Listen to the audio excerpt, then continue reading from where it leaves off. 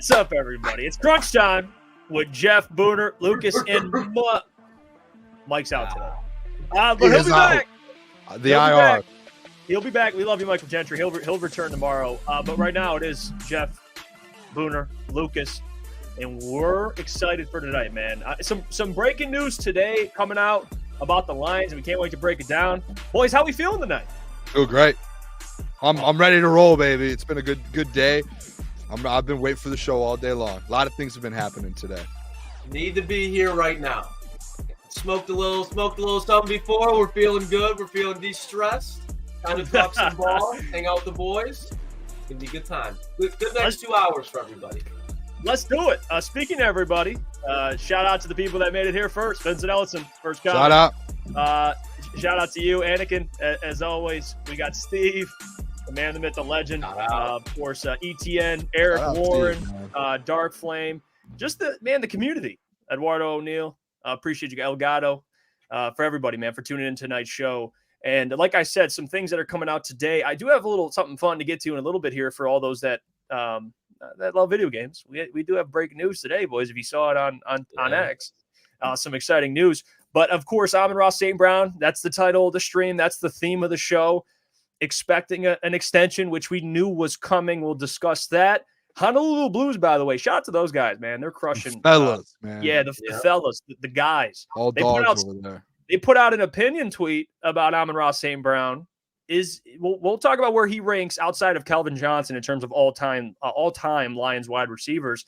And Herman Moore chimed into that discussion. He was to pull that up. I haven't seen it yet, so I'm interested. Yeah, he chimed into that discussion. He put his thoughts out there as well. So that'll be a fun discussion. Also, Pride of Detroit put out an article about Aiden Hutchinson and the possibility on whether or not he could eventually, once in his career, lead the league in sacks. So I'll ask that question at one point. Love that question, by the way. Yeah, it's a good one. We'll have that conversation. What's the ceiling of Aiden Hutchinson? We'll talk about who's the biggest threat to the Lions in the NFC, because that was something Lukas brought up. I thought that was a great discussion. We'll talk about that. And then, of course, in the second hour, Joe Klatt. That's my Louis Riddick, Lukas. I told you this. That's my like ball god. Like, I look at Joe Klatt for college football, for NFL draft, and he came out with his mock draft.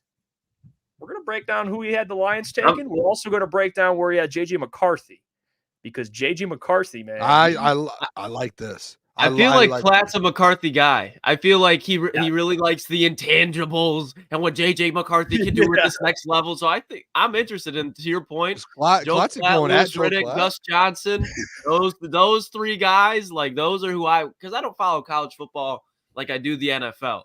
Yeah. But when those three guys, I know Gus Johnson not so much is on the broad. He's strictly broadcast. I love Gus. But when they're talking about college football, you listen when those guys are talking. So I'm interested to see what Klatt has to say. Yeah, I mean, I thought you for a second, Jeff. It sounded like you were going to say Joe Klatt was joining the show, and I was like, "Whoa!" That's what I thought too. And he was like, "Joe Klatt." Told me that Joe Klatt's joining the show. I wish you would have told me. I was prepared. And Adam could back me up on this because me and him love a lot of the similar broadcasters, and I know you guys hate him. I love Colin Cowherd. I love Colin Cowherd. I know you're not a huge fan of him. That's fine, but Joe Klatt, we can agree. Joe Klatt. You can't really. It's kind of like Louis Riddick. You don't really have nothing to say bad about him. Like Joe Klatt's always great takes. I love, and he's covered a lot of Michigan games, so that's why his opinion on guys like J.J. McCarthy kind of matter, because he's covered a lot of Michigan games. You got to see J.J. McCarthy a whole lot. But right now, real quick, boys, does my mic sound better? Yeah, you sound fine. Cool. Don Beat says he loves J.J.'s moxie. The lunch pail kind of guy. You know what I mean? Now, he got some swag. He's got a little bag to him. Now, here's a guy. Chris Collinsworth, man. That guy. You ever see that video of Chris Collinsworth back in the day when he's talking about the girls? No. Yes, I know what you're talking about. Let's move on from that. Let's move on from that one. Jeff, it's I'm a not move gonna on. Talk. I was just asking. Trust in me. It's a moving on segment. So it is okay. I'm taking Boone's word. That's in today's age, when you hear someone say "move on," let's the next. Let's move on. Acting like I'm gonna take a stand and defend him. All right, let's just move on. I was just gonna say, whenever I hear his voice, that's what I think of. Well, well, let's get to something fun. All right, move off of the Chris Collinsworth. I don't know what's going on with that. Maybe people can provide us insight there in the chat so we can read it. But EA Sports guys, they're cooking. Shout out, man. They're cooking, and my childhood is being revived. They're giving the people what they want at the end of the day. EA Sports College Football 25. I can't wait. This summer, full reveal in May. Let's go, man. Are you guys a little worried that it's gonna like I loved the game before, like it's like one of those things where it's like it gets too good, like it becomes like Madden. Do you know what I mean? Because it was clearly like Madden and college football was like two separate. They were like completely different. They weren't even close to each other. Like I hope they make it to where it's like that, to where it's not like just like Madden.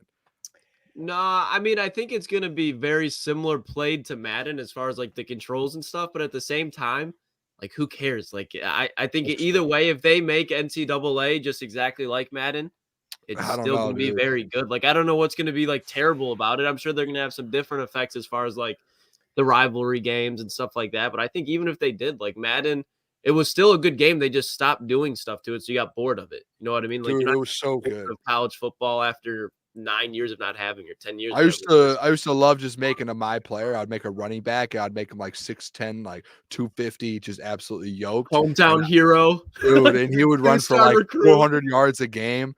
Like I was a dog, and I'd go to college and I would dominate. Like, and you could like find your hometown too. Well, if it was big enough. Toledo. Well, yeah, but they had like I lived right outside of Toledo growing up, and they didn't have my thing. Oh, I'm sorry, man. It was unfortunate. I will say this about EA. You know, EA they are a lazy ass company with like their sports games. They just are, man. Like, I mean, even with Madden, it's basically it's replicated every year with just better graphics, couple tweaks. It's I mean, there's nothing really much they're like innovating. It's just the same old game. Like, I don't know how EA, like the college football version will be. I will say this though, like just to play a college football version, like I'm interested. But I saw Easy comment that too. He's like, is this going to be like duplicated Madden, just college uniforms? And like, that's what I just don't want that. Like, I want it to be its own game. Like, even if it's bad, like I think it was very well. I think it was very well known. Like the college football game to Madden back in the day as well. Like Madden always to me was like a little better graphics. Like it was easier. Like college football is just like, even if it's a bad game, like that's just what it was. Like I enjoy it because it's college football, dude. Like you get to play Michigan, Ohio State. You get to go out there and make your own player go through college. Like it's an incredible game. It's a historic game. The fact that it's been 11 years since that they've had that game is just incredible. It's incredible it took that long. I heard a couple years ago, actually, one of my good friends growing up, like my best friend, his cousin actually works on for EA Sports down in Orlando. And he told me about 3 or 4 years ago that said, hey, we're working. Like he said, hey, he's working on the game. My friend told me that. He said, my cousin's working on it. And I was like, they're coming back? And he's like, they're cooking something. And I was like, oh my gosh. That was like 3 years ago. That's your source. You're inside EA Sports. Yeah. You had the Booner. Hey, Booner knows people, man. Thank you. Booner knows people. I'm excited. I mean, I'll play it. So do you. I trust all your sources. You know what? Thank you, Booner. I appreciate that. I'll play it. Like if it sucks, I'll find out. You know what I mean? Like at this point, I'll tell you what. Must buy. Road to Glory was undefeated too. When you'd be like a small school and you just start recruiting like 4 or 5 stars and beating Bama in like week 1 because you can create your own schedule. Be in the top 25 in the first 3 weeks. Hell yeah. Like it's it's never it would never happen in real life, but hey, that's what we have video games for. I'll tell you what though, that video game might suck. I'll tell you who doesn't suck. Is Amon-Ra St. Brown. He's legit. No. He's a stud, certified stud. Actually marked now with an All-Pro on his career officially, which he deserves, well deserved. But Honolulu Blues, and I'll get to the extension in a little bit here. I just want to show this first. So people can see, but Honolulu Blues, man, they're good. They put out this little opinion tweet. And they got Herman Moore. They got Herman Moore hooked, and he was commenting. But here's the tweet: Honolulu Blues. Those are our friends over on X. You can check them out if you don't know who they are. I don't know what you're doing. They got 50+ thousand. Follow on Twitter. Yeah, they put out who's the greatest Detroit Lions receiver of all time, not named Calvin Johnson. So I saw this. And I'm like, that's a great question. That you can. Herman Moore, you got Perriman, you got Amon-Ra St. Brown. Like there's a couple names you could throw up there. And then I'm thinking in my head, and suddenly you just look below And Herman Moore starts going off, man. He says, because people were tagging him on the thread. He says, "Wait a damn minute, too vague. Are we spitting toughness, baller skills, game-changing playmaker, defensive fear factor?" Wow, that's he's really, getting deep in this. He's getting deep in this. Physical dominance doesn't need to be open to make plays when he moves. The defense moves, or just simple plain ass stats or in volume or a combo of all above. Otherwise, Perriman, in parentheses, NFL record holding duo number 2, or Johnny Morton's another one, the original J-Mo. I'm removing me because if you know with the OG 84 Shout out Herman Moore, deuces. And then he linked his highlights. And then he dropped. He asked me about dogs. He dropped his highlights on the thread and said, "If you're asking me about dogs for Lions, here's what I'm serving. The OG Charlie Sanders, in parentheses again, I don't care that he was a tight end, not a wide receiver. Go, you dig?"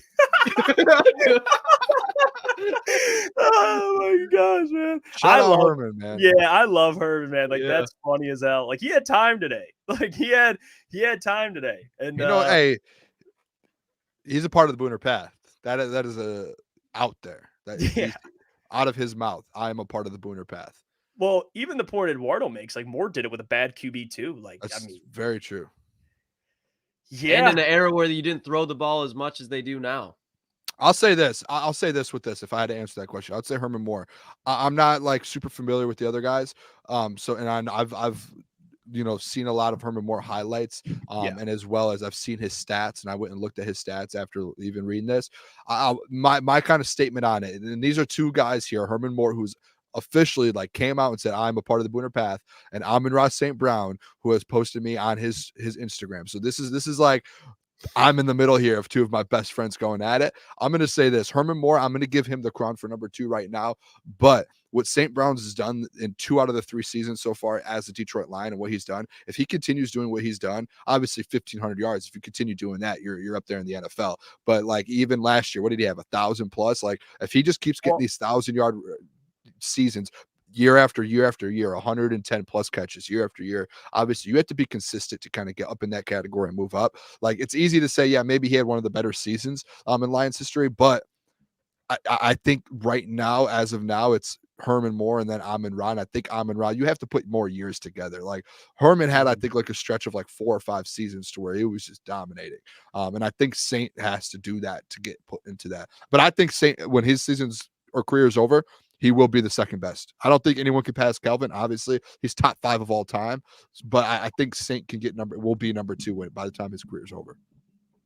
Yeah, I mean, real quick, and I want to mention this real quick, Lucas. Like, because if you guys haven't seen Bye Bye Barry, it's such a great, it's such a great documentary. Like, it honestly is like up there at all time documentaries I've ever seen. Like, I watched the Bye Bye Barry thing, and you got like a lot of insight on the offense and everything. And of course, with Barry Sanders, as great as he was and the touches he got, like that year with Scott Mitchell had one of his best years. And they had the trio, which Herman brought up, right? Like Herman, Brett Perriman, and of course you had Johnny Morton, and they almost had 3,000-yard receivers. Like, they had Perriman and Herman Moore get over 1,000. And then they had Johnny Morton with like 700, 800. And then they had Barry with like 1,400 yards. Like, it was an explosive offense. Then they obviously changed coordinators, and and the rest is history. Hey, Lucas, I don't want to cut you off real quick. I just want to address this. Kelvin Johnson, like, Saint might pass him in yard or whatever, like, because he's going to play longer potentially. Kelvin Johnson is one of the best wide receivers of all time in the NFL. It has nothing to do with stats, nothing like that.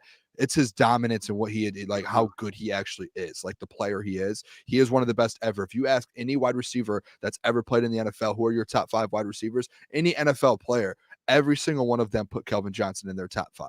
Every single one. Go look up a list on Twitter. Every single person that's ever gone on a podcast or a show and is given their top 5, Kelvin Johnson is in their top 5. I just Saint will not, and it's nothing against Saint. I'm sure he'll tell you the same thing. Yeah. He's not passing Kelvin Johnson. It has nothing to do with stats or anything. It's what he could do.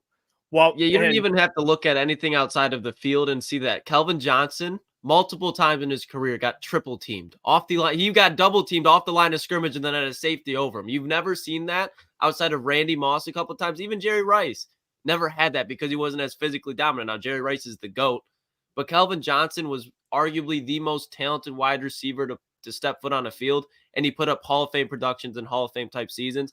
Amon-Ra can be a Hall of Fame type of player, but not in the same way. And like I was kind of saying earlier about the Herman Moore thing with like how productive that offense was with Scott Mitchell and everything with Barry. Like Herman Moore has had multiple All Pros. He's a three-time All Pro, and of course 4-time Pro Bowler. And the thing that you have to bring up is like Herman's peak, almost having 1,700 yards with Barry Sanders and what they're doing. Like you look at Kelvin and Herman. Look at how long they were great. Like Herman Moore, I think if you actually look back, I think he had like 4 consecutive 1,000+ yard seasons. He had 1,600 yards with like 14 tutties one year. Yes. Oh yeah, that was his best year. He was an All Pro that year, obviously, but he had 4,000+ yard years. If you look at the 2 before that and the one season after that, he had 900-ish yards. So he could have had like 7 straight 1,000+ yard seasons. And he retired in his early 30s because he was dealing with injuries and other things. So him and Kelvin, like they retired early. Like if Saint with like modern medicine and him taking care of his body, like if he plays and puts up consistent 1,400 yards, maybe he could pass them in like total yards, but like peak, like man, like Herman Moore had a hell of a peak. I mean, I'm talking another 1,000+ yard receiver and a 1,400 yard back in the 90s, and he still put up more. The 90s is what's craziest about all of it.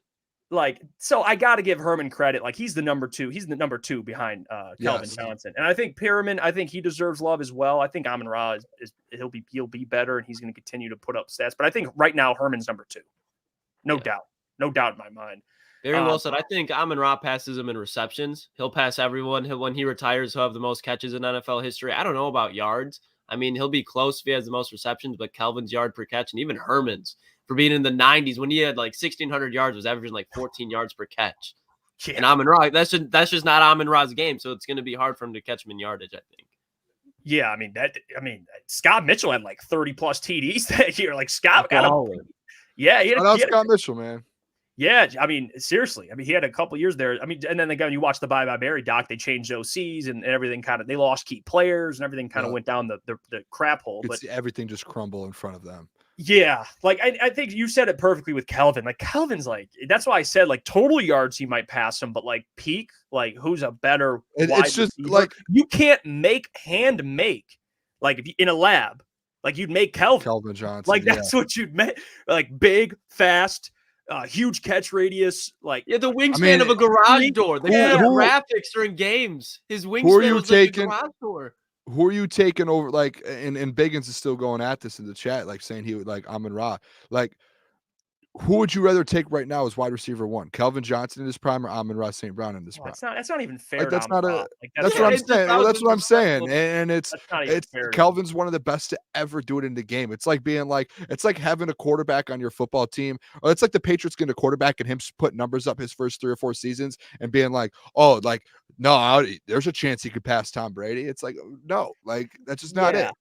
And I'll bring this up, guys. Like for Amon-Ra St. Brown. And this isn't like a slight. I just don't know if he'll ever. We talked a lot about CD. Remember that Booner, and we discussed the comparison between what the Dallas offense is, and he gets so many targets, and he just the volume he gets like equal stats. I don't know if Amon-Ra will ever be a 1,800 yard guy with the amount of weapons they have. Like I think Amon-Ra, what he did this year.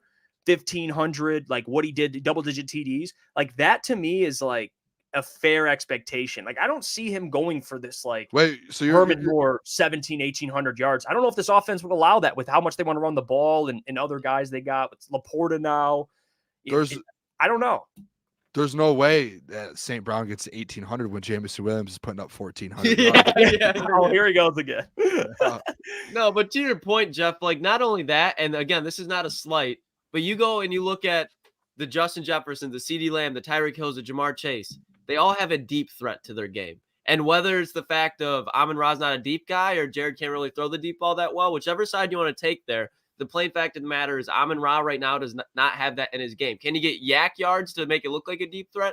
Yes, but if you're a guy that can do run after the catch and you're catching it 50 yards downfield, and now you have an 80-yard touchdown. CeeDee Lamb had a 92-yard touchdown on the Lions. Tyreek Hill, you get what I'm saying. He just doesn't have that in his skill set to get to that limit, in my opinion.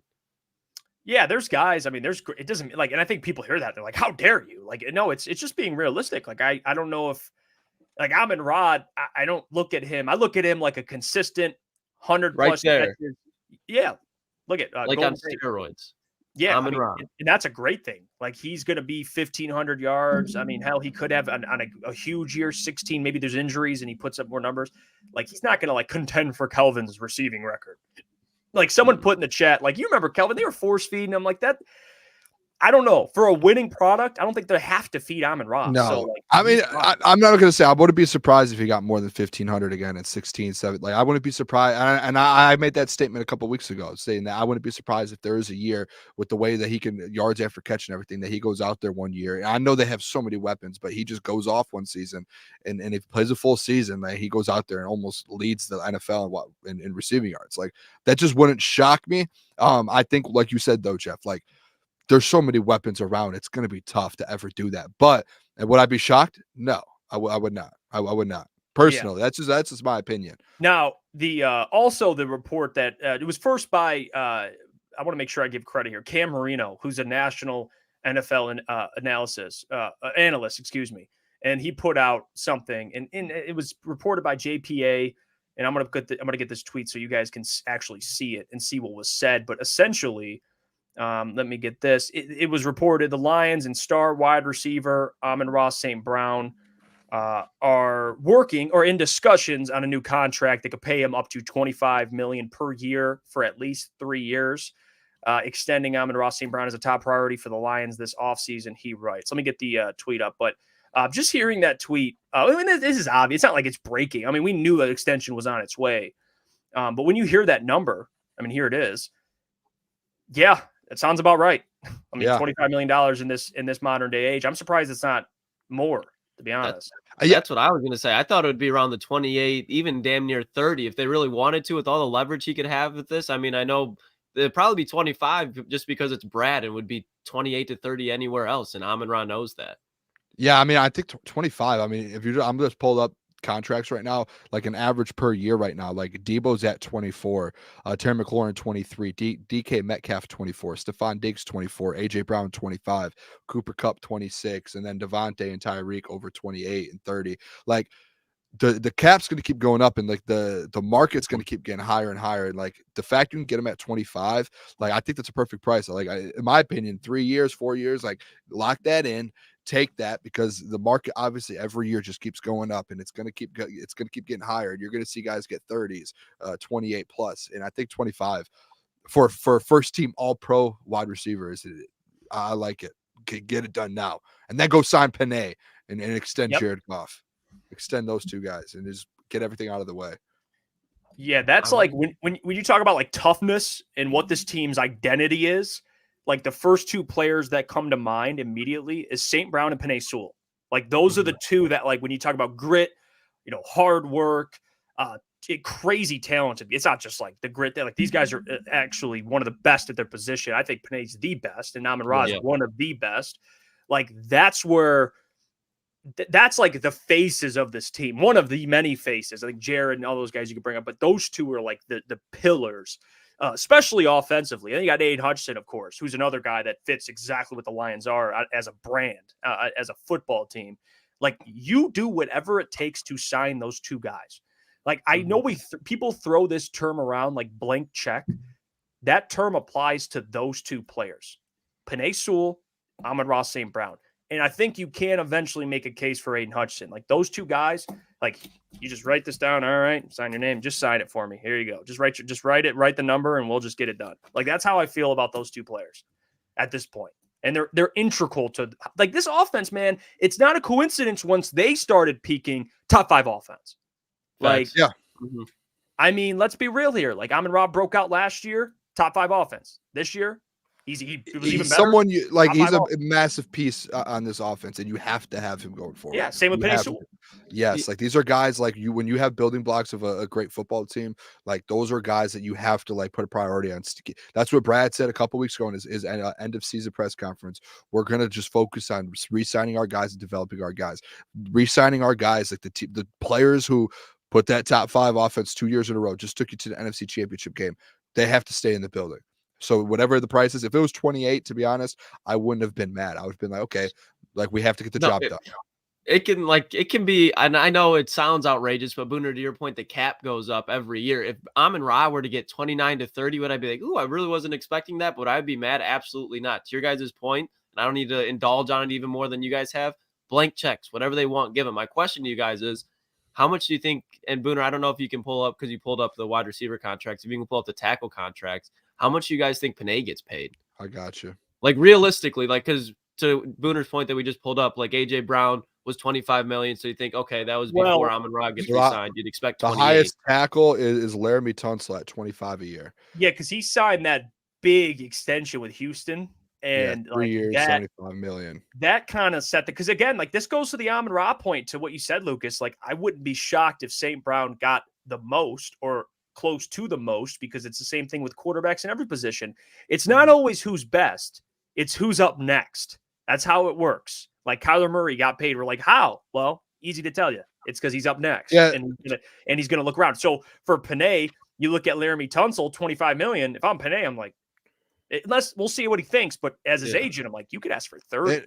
To put perspective on it, Trent Williams is getting 23 a year, and he's like signed, I think, through 2027 or 2026. But he's underpaid too, man. Like he is for sure, but like that just puts perspective. Like I'm getting you at Penei, you're probably going to give him for around 26, 27, in my opinion. Like around what?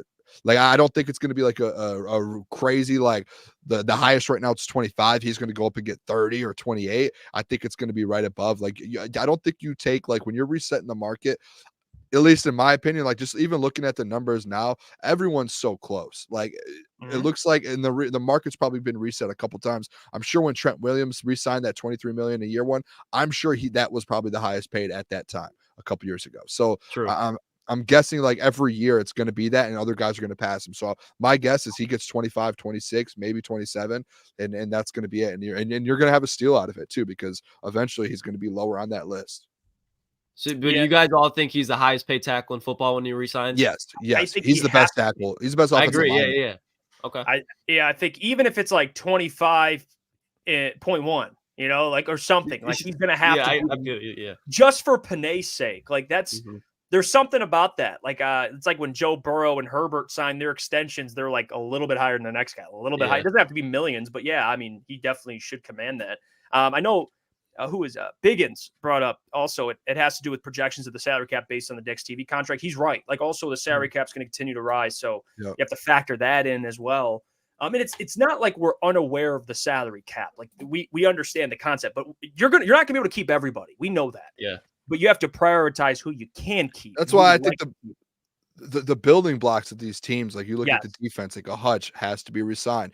To me, like in the secondary, like you're gonna have to make sure in a couple of years you keep Brian Branch on offense. And I know you don't like it, but like a Jahmyr Gibbs, I don't hate keeping it. Like there's just certain guys who it's like, hey, this is your core foundation. You keep your core. And Brad, like. And I think people aren't going to realize this until a couple more years down the line. He's been so good at drafting, and he's going to keep being good at drafting to where you're going to let some guys go, but it's okay because Brad has been so good at like finding, evaluating players and then developing them to where it's like holes will keep getting filled. Like this isn't going to end anytime soon, especially when guys start to walk, like a CJ Gardner-Johnson, to where we're hearing he's going to leave. That's fine. Like that's why you had an Iffy and you drafted an Iffy to kind of take that spot in a Brian Branch, like in a Kirby Joseph. Like think about that. CJ Gardner-Johnson, who led the league in interceptions 2 years ago, we can just let him walk because you drafted Kirby Joseph, Iffy Melifonwu, and Brian Branch. Like that's kind of what's going to keep happening. Like you keep your core foundation. Some of these guys are going to have to walk. Example, as CJ Gardner-Johnson. Yeah, I mean, and even to bring up this comment here, that guy up north, 50 for Goff, 30 for St. Brown, 27 for Sewell, 27 for Hutch, the Matt Donap guy. Sorry to be the bearer of bad news. I have a kind of a counterpoint, but more. I just want to take 5 off Amon-Ra. Well, I want to give some context to that. Like, you look at the 49ers salary cap this year, cap hit, just looking at their cap hit, you have Trent Williams at $31 million. That's the cap hit, obviously. That's what his hit was this season. Debo at 28, Eric Armstead, 28, Fred Warner, 24, Kittle, 21, Chardavius Ward, 17, Hargraves, 15, almost and a half million. Like, so the reason why they're able to do that is because of Brock Purdy, of course, on a rookie contract, which he's getting paid pennies compared to other quarterbacks in the NFL. He makes under $1 million. But if you're the Lions and you're a fan, you're thinking, I don't want to lose Goff. There's no way. Well, the way that works is, and like I said, you're not going to be able to keep everybody. And the luxury of having a guy like Brad Holmes and the 49ers having someone like Lynch is you can replace guys because he's so good at evaluating talent. Now, you don't want to, replace your pillars, right? Like the main guys, but like, again, you're not going to be able to keep everybody. Like, unfortunately, a Kirby Joseph, you might not be able to re-sign. It's just, it's going to have to be like that.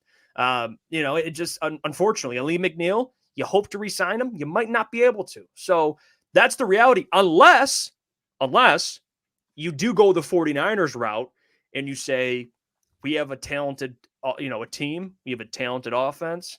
We can do this with a young quarterback. That's also another route. Which way Brad Holmes goes is up to him. But at this point, yeah, you can do it. You just you're going to have to sacrifice somehow. That's just how it goes. Whether it's quarterback or someone else, you're going to have some guys depart. That's why I think the building blocks, like you have your key pieces, right. You have your core, like those numbers he put up there, like those are guys who are going to be around. Now you have to find a way to save money on the other plate, like the other parts. Like you're just going to have to do it. Like Bon Jay, Jonah Jackson. That's another guy. Like you might not be able to keep a guy like Jonah. The Chiefs made that decision when it came down to like a Tyreek Hill. They said, all right, we have our core pieces, Travis Kelce, we have Patrick Mahomes, Chris Jones, we're going to end up keeping. But guess who they walked away from and they let go? Tyreek Hill needed to make money, and he said, hey, all right, see ya. I'm going to go make it somewhere else. And like, that's going to happen. And it's inevitable. But like, if you have your 4 or 5 guys you want to keep, or 3 or 4 guys, keep them. And then you could save money in other spots. That's how I look at it. It's going to be for the future. Yeah. And I mean, I think Brad has a great plan for both options. Is either he's going to re-sign those core pieces. Like, I'm with you guys. Those pieces are going to get paid because you can replace them. And not only can you replace them, with the culture in Detroit, as corny as it sounds, guys will also be willing to take pay cuts to stay in Detroit, even if it's not the CJ Gardner-Johnson of the world. It's the Dan Skippers, it's the Jalen Reeves-Maybin. Then you can say what you want, but those guys play pivotal roles, and to have them in the culture and then able to bring up the guys in the special teams, bring up the guy in the offensive line room next to Panay, and I think it's something that the Lions, regardless, are set up for a long time. Yeah, like it's certainly with a guy like Brad, because I bring this up a lot. Like, the most impressive thing about Brad isn't just his his being such a great draft evaluator. It's also his ability to manage the money, which like is an underrated part sometimes of GMs. Like, not every GM can do a bunch of things, a bunch of different tasks as a general manager, like at an elite level. And Brad can do that. Like, he can draft players. He's good at managing the cap. He's good at, like he always says, finding the right players. He's good at reading people. Like, overall, Brad, he's really a complete package. Like, he's a hell of a GM. But one of the things he did was draft a guy like Aiden Hutchinson, which, JJ Watt came out. This is where we're getting to, right? I'm going to tell you guys, and I want you guys' reaction to this. And this is per Pride of Detroit, which I, again, give credit where it's due. It was Dave Perkett. I want to make sure. Yeah, Dave Perkett of the Detroit Free Press. This article was on Pride of Detroit, and they talked about it. But Dave was out in Vegas, and he spoke to J.J. Watt, who was a CBS analyst, and he caught up with him and was asking him some questions about Aiden Hutchinson. And J.J. Watt had some high praise for Aiden Hutchinson, man. He said, and I'm going to read this quote. He says, Aiden's always going to get double teamed and chipped. That's just a fact of the matter when you're a premier pass rusher in this league. But if you can get somebody on the other side that can take advantage of the one-on-ones, then that's when you really start to help your team. He says, and then they asked him, what were the chances Hutch can kind of vault himself into the elite category? And Watt, of course, agreed. And he says, I don't see why not. I think he has the work ethic. He has the drive. He has the skill set. I have no reason to believe he wouldn't be. I also think it's awesome to see he got drafted there in Detroit with Dan Campbell and everything that's coming. Some situations just fit and make more sense than others do. And I want to make sure I find the quote here. But they had confidence in him. I think it was JJ, that he could eventually be that type of guy that could lead the league in sacks. So when you hear that, you're like, man, lead the league in sacks. I mean, you look at this year. I mean, what was it? Myles Garrett led the league. I think it was this TJ Watt. No. Yeah, TJ Watt. Yeah, the guy who got snubbed for defensive player. Booner wasn't letting that slide. Yeah, you know what? You're right. That was my pick. I think yours too, Boone, to win defensive player. Biggest snub. And he should have won it. So I'll take that as a win. But and regardless, Michael Parsons. He was out there battling. Like, what are we doing here? But TJ had 19 sacks in what? I want to make sure I get this, which is crazy. I mean, TJ Watt, dude, like every year after year, he's the best defensive player in the NFL. Yeah, and I mean, I believe he tied, right? The record. He had 22 and a half or something like that. He was close. But anyway, he had 19 sacks this year. So that's like the level Aiden's got to get to. He had 11 and a half this year. There was a stretch where he kind of struggled. But I think at the end of the day, I agree with JJ, guys. Like, he needs someone else. It's all Aiden at this point. Yeah. And, I think he can get into the elite category to lead the league in sacks. Like, I say this with Amon-Ra, you can't count out a guy with that type of work ethic. But there are guys that are just absolute freaks of nature, like a Myles Garrett, TJ Watt, Michael like just specimens. Like, you're like, was this guy just made in the lab? Who is this man? Aiden Hutchinson, I think, he had to work, right? Like Michigan early on, he wasn't this immediate superstar. Like, he took a huge jump late in Michigan. He turned and he worked his ass off. I don't want to count him out, but I don't know if he'll lead the league in sacks. Like, that's hard to do, man. Like that to get 20 sacks. Like, can Aiden get 13, 14 a year? Like, yeah, but Jeff, it's not that crazy of a feat. It's not. A couple years ago, I think TJ Watt led the NFL with 15 sacks in a season. Well, it depends. Of course. It depends on the year. That's where I'm at, especially with the Amon-Ra stuff. Like, maybe, I get what you're saying, getting up to that 20 level, but like, let's break this down real quick. He's in his second year. Now, there has been some big time pass rushers who have made year 1 to year 2 jumps that we've seen, like a JJ Watt, like, who had that massive jump. But there are also guys too. What year is Max Crosby in? 5. That's who I was going to bring up. You're 5. So Max Crosby, just think about that just in general too, because like I want to pull up his stats, because when it comes to it, like, it took him a little bit. Like, his first year, he had 10 sacks, 7 sacks, 8 sacks, 12 and a half. And then this year he had 14 and a half. And you could say Max Crosby is a specimen who can go out there and get 18 next year if he wanted to. So like, and if he had a good team around him. So I think he doesn't really have help too. He doesn't know. And as Hutch gets better and better, and he starts getting more into his career, and he does get that other guy around him. Right now, you're saying, oh, he's not a specimen, because he's on his own. Like, he literally, throughout the season, he basically led the league in pressures and quarterback hits and all of those categories. And on the other, he had no one on the other side. Now, if he gets someone on the other side and he does that, then he'll go out there and put 18 sacks up, and you'll be like, oh, he is a specimen, because you can't call someone a specimen unless he goes out there and does it. Like, all those guys you named, the reason you call him that is because he's done it. No, I'm talking about like coming out of the draft, like Aiden. Yeah, I didn't hear anybody say like he's a specimen of a prospect. Like Myles Garrett, you're like, dude, this guy. I think there's levels to it. Like, no, he's not on the Myles Garrett level or anything like that. Or I know he didn't pan out, but people looked at like Jadeveon Clowney. But then there's another level where it's like, no, they're not that, but they're damn close. And I think Aiden Hutchinson, like, he's a very talented player. He as a pass rusher, he has numerous pass rush skills. Now, he gets stuck on that spin move a little too much. But I think like those are the things that he corrects. Where if he's like, all right, maybe I don't do a spin move here. Maybe I just bull rush the guy because I am a huge defensive end and I can be strong enough to blow tackles back into the quarterback. So to that point, if he just corrects a few things and then you add on, decide that he can get another edge rusher on the other side, I wouldn't be surprised if Aiden Hutchinson had 17, 18 sacks here by any means. Think about this too, Jeff. That 4-game stretch towards the end of the season, that man had 8 sacks in 4 games. Like, no, there's not just normal players just go out there and do that. He went out there and basically averaged 2 sacks per game through a stretch. And that wasn't just a normal stretch of football. That was down the stretch when you're playing for the NFC North. You're going to Dallas. You're playing in the playoffs. Like, he went out there and dominated in those games. And that was, I believe that was with 2 playoff games in that 4-game stretch. He went out there and got 8 sacks. So, like, obviously he's not going to go out there and average 2 sacks a game. That would be like, he would clobber the record. But at the end of the day, it's like, he could go out there and put those numbers up through a 4-stretch game. Imagine what he does through a full season playing like that on top of having another guy on the other side. Like, he's going to be able to go out there and compete to go get an 18-sack season at some point of his career. Now, let's get to 15 first, and let's see how that goes. Yeah, but, like, I do think, like, I don't think it's like, if you're like, would you put your life on it? Like, if you had to do it, like, maybe not, but, like, I still would put some money on it. Like, I would invest in him getting 18 sacks at one point of his career.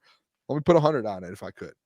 Well, that's to your point. Like, I'm not even trying to be like, I'm just trying to make the comparison between guys that have done it. And of course, if leading the league's 15 sacks, like, yeah, I mean, like this year, 19, he'd have to get 20. Like, I don't know if Aiden, because again, like, and someone brought this up, like, he's also 6'7". He's a huge dude. Like, he's huge, and he works. He's athletic too. He's athletic. I'm not. Yeah, he is. He just keeps getting bigger and bigger too. Like, this isn't like. Yeah, but hold on to your point. Like, he's going to be consistently a double-digit sack guy. Like, I'm not trying to even. I don't want to. Aiden's he's a beast. I'm trying to make that clear. But to your point, Booner, like, you brought up it, and I already said this. I want to lay this out on the table. I already said he needs help. Like, that's very clear. But you brought up the stretch in which he played well, but then we disregarded the 4 or 5 games before that, and we disregarded the 49ers game in which he. I agree. Like, there has been stretches where he has been bad. So and that's not a bad thing. That's just a young player. Like, he's just still growing into his own. Now, we've also seen him, Boone, get a game where he gets 3 sacks.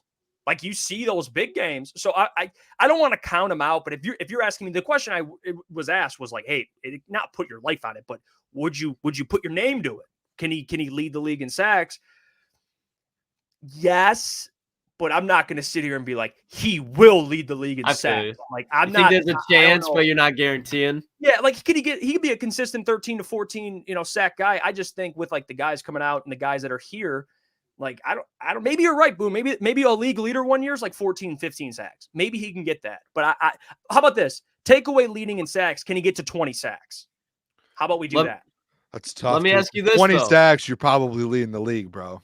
Let me ask you this, though. Leading the league could be any. I mean, that's like 14. I mean, who knows what it is on a year-to-year basis? But we're saying 20 sacks. Those are like there's Hall of Famers that get that. Can you? Let me ask you this, Jeff. And it's not like, and it's just a thought process. Okay. What's the difference between, because they're the same selection, different colleges, obviously, but same conference. What's the difference between Aiden Hutchinson and Nick Bosa as far as, like, the freak of nature? Because Nick Bosa's led the league in sacks. I think Nick, he's a couple inches shorter, but he's got better bend. He's got way better bend, which allows him to get, like, easy sacks. Like, you know what I mean? Like, for Nick, they're different a little bit, but I get what you're saying. They're both like, I get what you're saying, but, like, Nick, like, he's just like, you watch Nick and you're like, this guy is just effortless. Like, he's just the way you got to agree with that, man. Like, I 100% agree. But there's like, times, Nick is like, there was times that I watched Aiden Hutchinson during that 4-game stretch where I was like, he's one of the best in the league. Like, he is one of the best to do it. And I don't see how you kind of don't see that. Like, and it's not that you don't see it, but it's like in his spurts that you kind of see greatness. It's eventually he's going to put that together for a whole season. If he does that, like, that's different because you've seen little pieces throughout the season of him going out there and doing that. And it's like, hey, he could be one of the best in the league. Like, there was a reason why, I don't know if you guys remember this, at some point in the season, he was like top 5 almost all season until he had that bad stretch to where he was top 5 in defensive player of the year odds in every sports book. Like, there's a reason he was that, and it wasn't because he was putting the numbers up. It was because the sports books and the NFL knew that he could go out there and put those numbers up, and they weren't willing to give up the major odds if he did go out there and put those. Like, do you see what I'm saying? Like, he has that. And he also, obviously, Nick Bosa plays on a much more talented defensive line. So, like, there's like all these arguments. I get that. But does that make sense, Lucas? Yeah, no, I was genuinely, because that's what I'm trying to think of, like, as far as, like, like, because I get what you're saying as far as like the difference between Myles Garrett and Aiden Hutchinson. So I was trying to find like that guy that you could kind of compare as like maybe they're not Crosby? overly like athletic or like, I mean, Nick Bosa is crazy athletic, but it's like you don't think of Nick Bosa to the scale of Myles Garrett. You know what I mean? Like he's damn close. I think Hutchin, they're different obviously in their abilities, but as far as just, like, the ceiling. Think about it too. Every pass rusher is a little different. It's like quarterbacks. Yeah, there's like, not. I mean, I will say this, like you guys, and this is the one argument you probably can make against me, which is fair. Is Jared Allen. Like Jared Allen had 22 sacks one year. Like, even Michael Strahan, I mean, he wasn't like some athletic monster. I mean, he was just bullying dudes off the line. Dominant. But and even like for Jared Allen, like he's 6'6", 270. You know, like he's. You look at his first like 5 years, like he had some big seasons, right? 14 sacks, 15 and a half sacks. Like he was an all pro. And then he had one season when he was 29 where he had 22. Like, I don't know. You know what, guys? Like I'll give it to you. Like maybe one year he can just break out and have that. But my point is like Jared Allen, the rest of his career was always a 13, 14 sack guy. Like that's what I see for Aiden. And maybe he does have 1 year where he's just like unblockable and he's got help and stuff. But like, yeah, I mean, it's not a bad thing. You'll have a consistent double-digit sack guy every year. And that's what Aiden is. Like, and he can get picks too, like which is something I don't think Jared Allen. I have to look. Jared Allen had 6 career picks too. Like, don't sleep on him. Like, and he ran Dan Orlovsky out of the back of the end zone. Yes, he did. Yes, he did. Shout out Dan though. I got love for Dan. I like the Jared Allen comparison because like he had some picks in his career, and he also and I forgot Jared Allen was what he was he was a 4th round pick too. Like crazy. Yeah, out of like hold on, give me a second. It was some weird college like Idaho or something like that. Hey, can I maybe Wyoming? Yeah, Idaho State. You're right. Idaho State. Hell yeah. Mm-hmm. I have some breaking news I just saw. What's up? Breaking. Caitlin Clark pulled up from half court to break the all-time record, basically. Wild move. I just went out because I was like, all right, I went on Twitter to go see if there was anything Lions that came out or if there was any NFL news. All over Twitter right now is Caitlin Clark breaking the record. The all-time record, and she just pulled up from half court to break. It was for scoring or for 3-pointers? All-time scoring record. All-time. Yeah, crazy. I wouldn't bring it up, but it's just like all-time scoring in any sport, anything. Yeah, it's hard. Like, I mean, that's impressive. Yeah. And the fact that she basically just pulled up from half court basically to break it, it's just like with someone in her face, like at the beginning of the game, it's just crazy to me. She's different. Yeah, she's Caitlin Clark's Let the Detroit Pistons draft her number 1 overall. They need her. I mean, they need him. Man. She's him, as ETN said. Yeah, that's is him. Yeah, I'm kidding, ETN. No, but yeah, Caitlin Clark, man, she's a beast. Like I know, I saw some WNBA people like talking about like, man, she's gonna get used to the league when she gets here and all this stuff. I'm like, dude, she's gonna go dominate. She's gonna get what? Anywhere. Like she's gonna like it's the same thing with the NBA. They're like she's not going to make college, but you're gonna have to adjust to this. Yeah. Let's. I think they're overestimating the WNBA a little bit compared to Caitlin Clark. Caitlin Clark could go out there and be a contributing bench piece on an NBA team, possibly. No, she will be a starter instantly. MVP candidate instantly. Yeah, but enough of the WNBA talk. We'll move on because we probably. My bad. I throughout the show I'll go on Twitter because I do help run the social, so I'm on there just like making sure there's no breaking news. And literally my notifications that for all my football stuff was all Caitlin Clark, and I'm like, oh, that is big time. I mean, congrats to her, man. It's huge for women's sports too. I want to bring this up, and it was a question. Oh, starter in the WNBA. My bad. I did not know Lucas said NBA. No, I didn't say NBA. He said WNBA. Okay, yeah. Oh, I think they meant your Pistons comment, like the draft. Yeah. That's right. But anyway, regardless, who's the biggest threat to the Lions in the NFC? Right, we just brought up Nick Bosa, the 49ers. They just made the Super Bowl. That'd probably be the obvious decision. But any upcoming teams that not necessarily you're worried about, but like any team that you feel like maybe besides the 49ers that the Lions are going to have to keep a watch on, because there's always a team, guys, that just continues to rise. Who is it for the Lions? I'm trying to think outside the Packers. Booner, if you're gonna say the Packers, go for it because it'll give me time to think. I'm not. I'm not. I'm gonna go completely different with it. Oh. I'm gonna go the Philadelphia Eagles, and I know it sounds crazy. I just think that the moves that they've made a new OC, a new DC, and if you guys have seen the NFC East, there hasn't been the same winner since like 2004. And I think this year it's like the Eagles. You saw how bad that was last year, the whole fall off. Like what were they? They start like 10-0 or 10-1, like some crazy thing, and then they just fell off like out of nowhere. And they lost 6 straight. I don't see them kind of doing that again. I see them going out there, and they've been dominant year after year after year in the NFC. And I think they have a lot of the same players. I think Jason Kelsey ends up coming back. I think a lot of these guys come back and they want to run it back because they knew, like, when you go 10-1 and you fall apart and you lose first round of the playoffs, like, they know that they missed out on something. So I think the Eagles are like one of those teams to where a lot of people going into there, they're going to doubt them. They're like, oh, this team, like, they look bad. Everything was bad. Nick Sirianni was bad. Everything about them was bad. And then I just think all of a sudden, hey, next year they go out there and win 13 games, win their division, compete for the 1 seed, and they try and make a run in the playoffs. I think that's a team that the Lions kind of look out for. It's just like they've year after year, they're consistent. It was like they've had one lapse in the last couple of years, and a lot of people are writing them off all of a sudden. I just think I think that they're going to be a problem. What about you, Lucas? Anybody you think I try to think of a team other than the Packers, and I just simply couldn't. Booner, I agree. Like, I think Philly is a threat. Like, I'm not discrediting that. But as far as just threat to the Lions in general, I think you could make a case outside of the Niners. They're the number 1 team in the NFC besides the Lions, like, as far as threat. Not to mention they're in their division.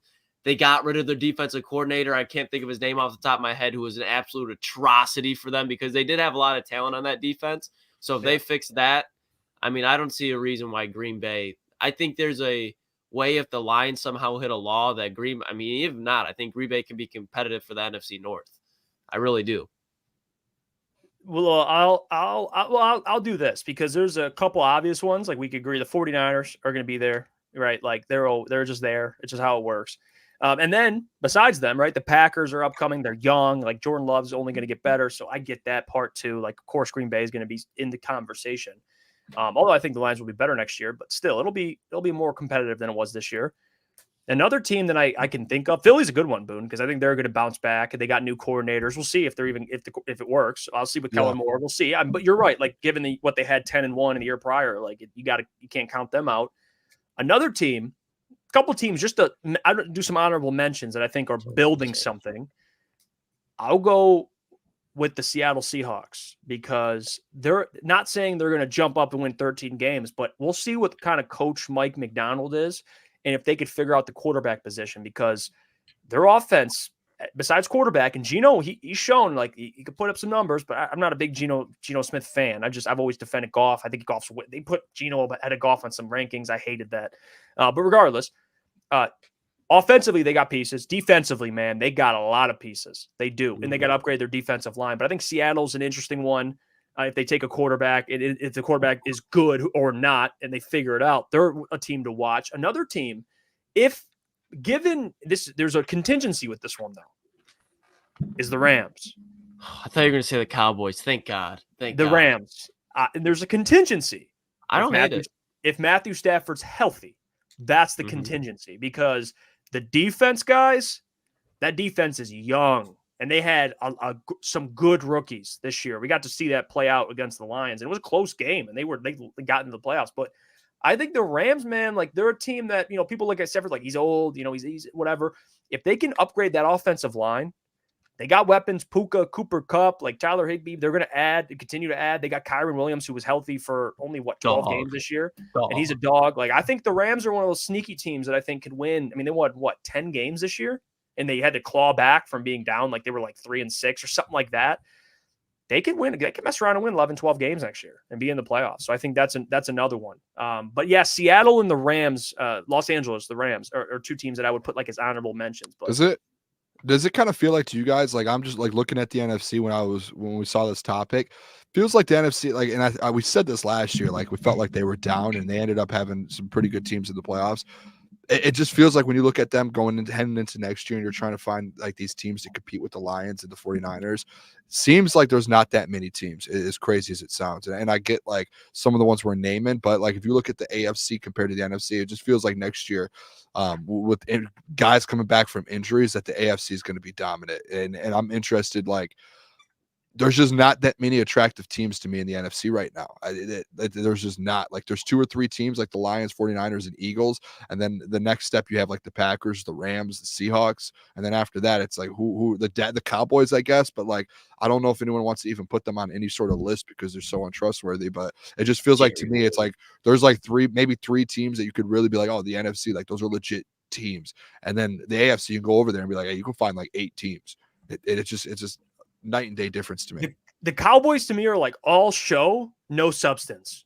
Like they'll win 12 games. Like, they're a reality TV show. That's all they are. But I mean, Booner, to your point, I think that was the effect of Aaron Rodgers leaving the NFC. And I'm not saying that he was the only elite quarterback. And then, like, you get what I'm saying. But like after Aaron Rodgers left, it was like, okay, who's next? And as far as for quarterbacks. And you can't really like pinpoint a guy for, oh yeah, that is the dude in the NFC, because you thought it was Jalen Hurts. Yeah. And then this year unveiled itself. So until they get that, hopefully it's not Caleb Williams in the NFC North, but if Caleb Williams goes in the NFC, maybe that's the next like elite dude, but they don't have elite quarterback play in the NFC right now. And it shows to what you're saying. Yeah. And even this night and day difference, man. This comment, Eduardo O'Neill, like y'all sleeping on Chicago. Like, I gotta see it first. Yeah, dude, I had this argument last summer, and everyone tried to tell me to watch out for Chicago, and I had to check a couple people, and like, I got burned. Yeah, take a step back for a second. And at the end of the day, if they're about to draft Caleb Williams, right away you're going to say a rookie quarterback's going to take you to the promised land. Like, what are we doing? Yeah, you have to see that first. I don't know. Yeah, I don't know about like taking him to the promised land. Yeah, like that's obviously not going to happen, especially Caleb if they draft Caleb, which they should. And he's a rookie, so I don't know if he's not going to do that his rookie year. I don't think. We'll see. Could be the next CJ Stroud. Who knows? But I think Chicago, like they gave the Lions some problems. It was close. Both games were close. Yeah. But the second one they got kind of smacked around. But the first one they had to claw back. They were down in the fourth quarter, and that was with Fields. So if their defense is better, like I don't know about Fields, man. I think people trying to hype. The people that I hear talking, they should keep Fields, man. And you're going to pay Fields $40-45 million a year. Really? After you failed with an elite head coach? Get the best quarterback in the draft. You have to get out of here with me. And they got Matt Eberflus. I think Fields has had like 3-4 offensive coordinators. Like if they get Caleb.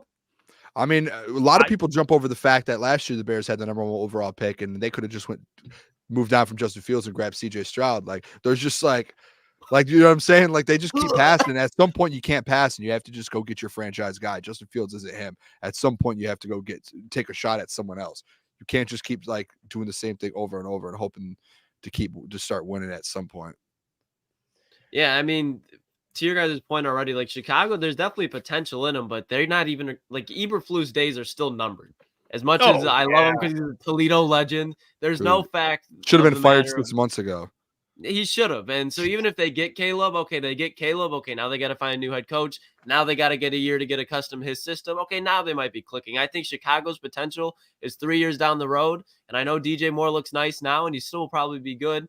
And especially like Montez Sweat, you look at those guys. In 3 years, what are the Bears really going to be looking like? Especially Ryan Poles as a GM has already been shaky as far as draft picks. You don't know if he's going to be able to capitalize in the draft to keep that thing going. Let's see. Easy. Shout out to you, Easy, by the way. Love you, brother. He says, I'm more afraid of the Bears with Fields than Caleb just in year one. Yeah, I mean, I get that. I mean, you're talking about rookie Caleb versus like, now what would it be? Year four? Year four Fields? Like, yeah, more experience. Yeah. I get that. Man, makes a little bit of sense, yeah. I'm high on Caleb, man. I think Caleb's he's going to be and who knows, nothing's guaranteed. I get that, but my opinion, like he's going to be a problem. I don't know about year one though, to Easy's point, who knows? But down the line, like if they draft Caleb 2-3 years, like Chicago is building something, but here's the kicker though. Matt Eberflus, defensive head coach. No wonder why they've had 3-4 offensive coordinators, guys. Like that's why I don't believe in doing that. Like it's just like he can't figure out the offense. So even if they do get Caleb, it's like, can Eberflus figure it out? I don't know. Like can you hire the right offensive staff? Who knows?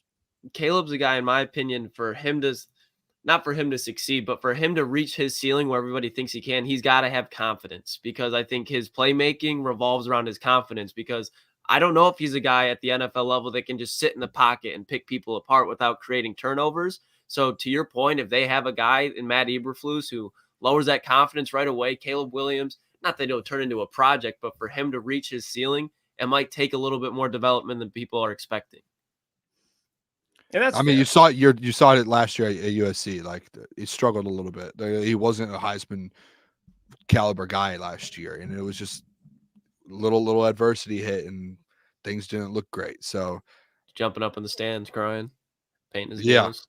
Yeah, well, and it's funny because the Bears have the first pick and the 9th pick, I think.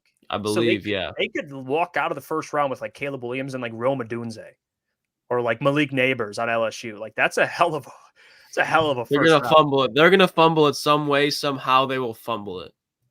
Yeah, I mean, hey, they still got to address that offensive line too. Yeah, like Chad says, Chad Fletcher, let them get Caleb and Harrison. That means their O-line will still suck. Yeah, I mean, Hutch bodied the rookie they had last year. Who was that? Out of Tennessee, who was God? The tackle they had. Hold on.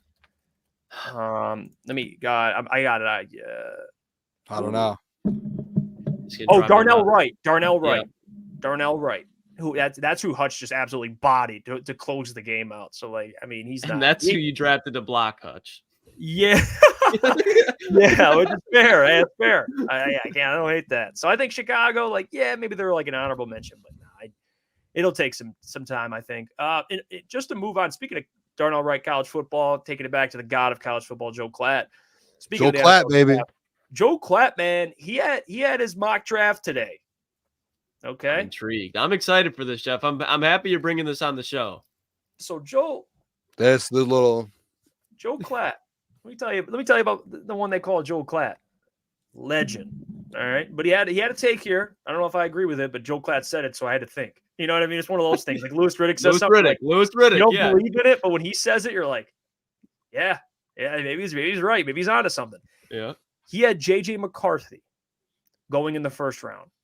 And he had JJ McCarthy being drafted 16th by the Seattle Seahawks because of the Mike McDonald. Yes, if there's any head coach, besides obviously Harbaugh, but they don't need a quarterback, but any head coach that knows JJ more than, if not the same, or close to Jim, it would be Mike McDonald. And the Seahawks need a quarterback. Like, you know, the type of quarterback. And again, Mike McDonald, he brought out the point with Mike McDonald being a part of John Harbaugh's staff and, of course, with Jim's staff. And he saw the success with Lamar, a mobile guy that can make some off-script plays. Same thing with Jim and the success they had with JJ. Like, he had JJ 16th. You know how I feel? I think he's a guy that you're going to have to sit. He has an NFL skill set, but I don't know if year one he'd be ready to start. But they also have Geno. So he had an opportunity to sit. So honestly, guys, I know what I said, but Joe Klatt got me. Hey, let's go. I had to think about it. And I'm cool with it. And I mentioned it, guys, when I brought up the point that the first round pick makes sense because you have a 5th-year option. Like, I get that. Quarterbacks to be taken because you get a 5th-year option. GMs are drafting on potential. Like, get JJ has upside. I get all that. But to the Seahawks, Joe Klatt, you cooked. I don't hate it at all. I really don't. I think that makes perfect sense. I think it'd be ignorant to say, "Oh yeah, that." I don't think that makes sense at all. The question is, is JJ ready to see Fred Warner and Dre Greenlaw and other boys on the other side? That's the real question. And the thing that I do like about it though with Mike McDonald is not only does he know JJ, but he also knows what JJ needs to be surrounded with, so JJ can. I don't think JJ's ever going to be like an elite quarterback in the NFL, but he has the potential to be an elite game manager, and that's not a knock because that is a skill in itself. So if he can figure out a way to surround JJ, I think there's potential. But year one against Fred Warner, Dre Greenlaw, that bunch, year one, twice a year, even Sean McVay, if Aaron Donald's still lurking over there, no. There's no way he should start year one. But to your point, Geno's the perfect guy to keep there. I'll bring this up, Boone, just to throw this at you, too. Here's another interesting part of this thing. Who'd the Seahawks just bring in as their offensive coordinator? Ryan Grubb, who was the OC at Washington, who competed against JJ in the national championship and saw him up close. And he went with Michael Penix, and he has that. And you saw the explosive offense. You saw he's familiar with guys like JJ with college quarterbacks. He has a good relationship. So I think the Ryan Grubb part also is a part of this. And he obviously had a job at Alabama and left to go to Seattle. But it makes sense, Boone. This is what I'm going to say. We've said, and a lot of people have came at all of us for saying, oh, maybe JJ can go in the first round. It's been like, oh, he's not ready right away. Seattle is like, just like you guys said, and I'm sure just like Joel Klatt said, it is a perfect spot for him to go in, learn a system. You have veterans all around. You have vets all around you in that offense, all around you. Go ahead, sit a year, learn. Like I'm pretty sure it just got announced today that they're picking up Geno's year. I think they had a 2024 out, and I think they came out and said we're keeping him. And he's fully guaranteed going forward. So that shows right there that Geno's the guy next year. If they do go JJ McCarthy, it's a perfect situation for him. Perfect situation. A coach that he's familiar with. He's going to be able to go in there and just learn. Just soak everything in. Just go in there, learn from DK Metcalf, learn from Tyler Lockett, learn from Geno Smith. Just go in there and just learn the NFL, what it's about. Because at the end of the day, like all it is for JJ, it's like his ceiling is so high. Like he has that potential. He might not be there right now, but he can get there. And I think that's the biggest thing. It's like it's going to be a team like the Seahawks who they can afford to kind of take a first round pick and go after a JJ McCarthy for their future. I think I don't hate it. I really don't hate it. Yeah, I mean, I think it's a great option for watching Joe Klatt do a mock draft. Like I'm sitting there and I watch a lot of mocks and I watch a lot of tape on guys. I just watch it. I love keeping up with the draft. It's fun. We all love to. We do this every year. But when I listen to Joe Klatt, every pick he did, I'm like, yeah. like Mel Kiper, and even though Mel's like the godfather of these mock drafts. When I listen to when I see like Field Yates and Mel do like mocks, I'm like, I don't like that.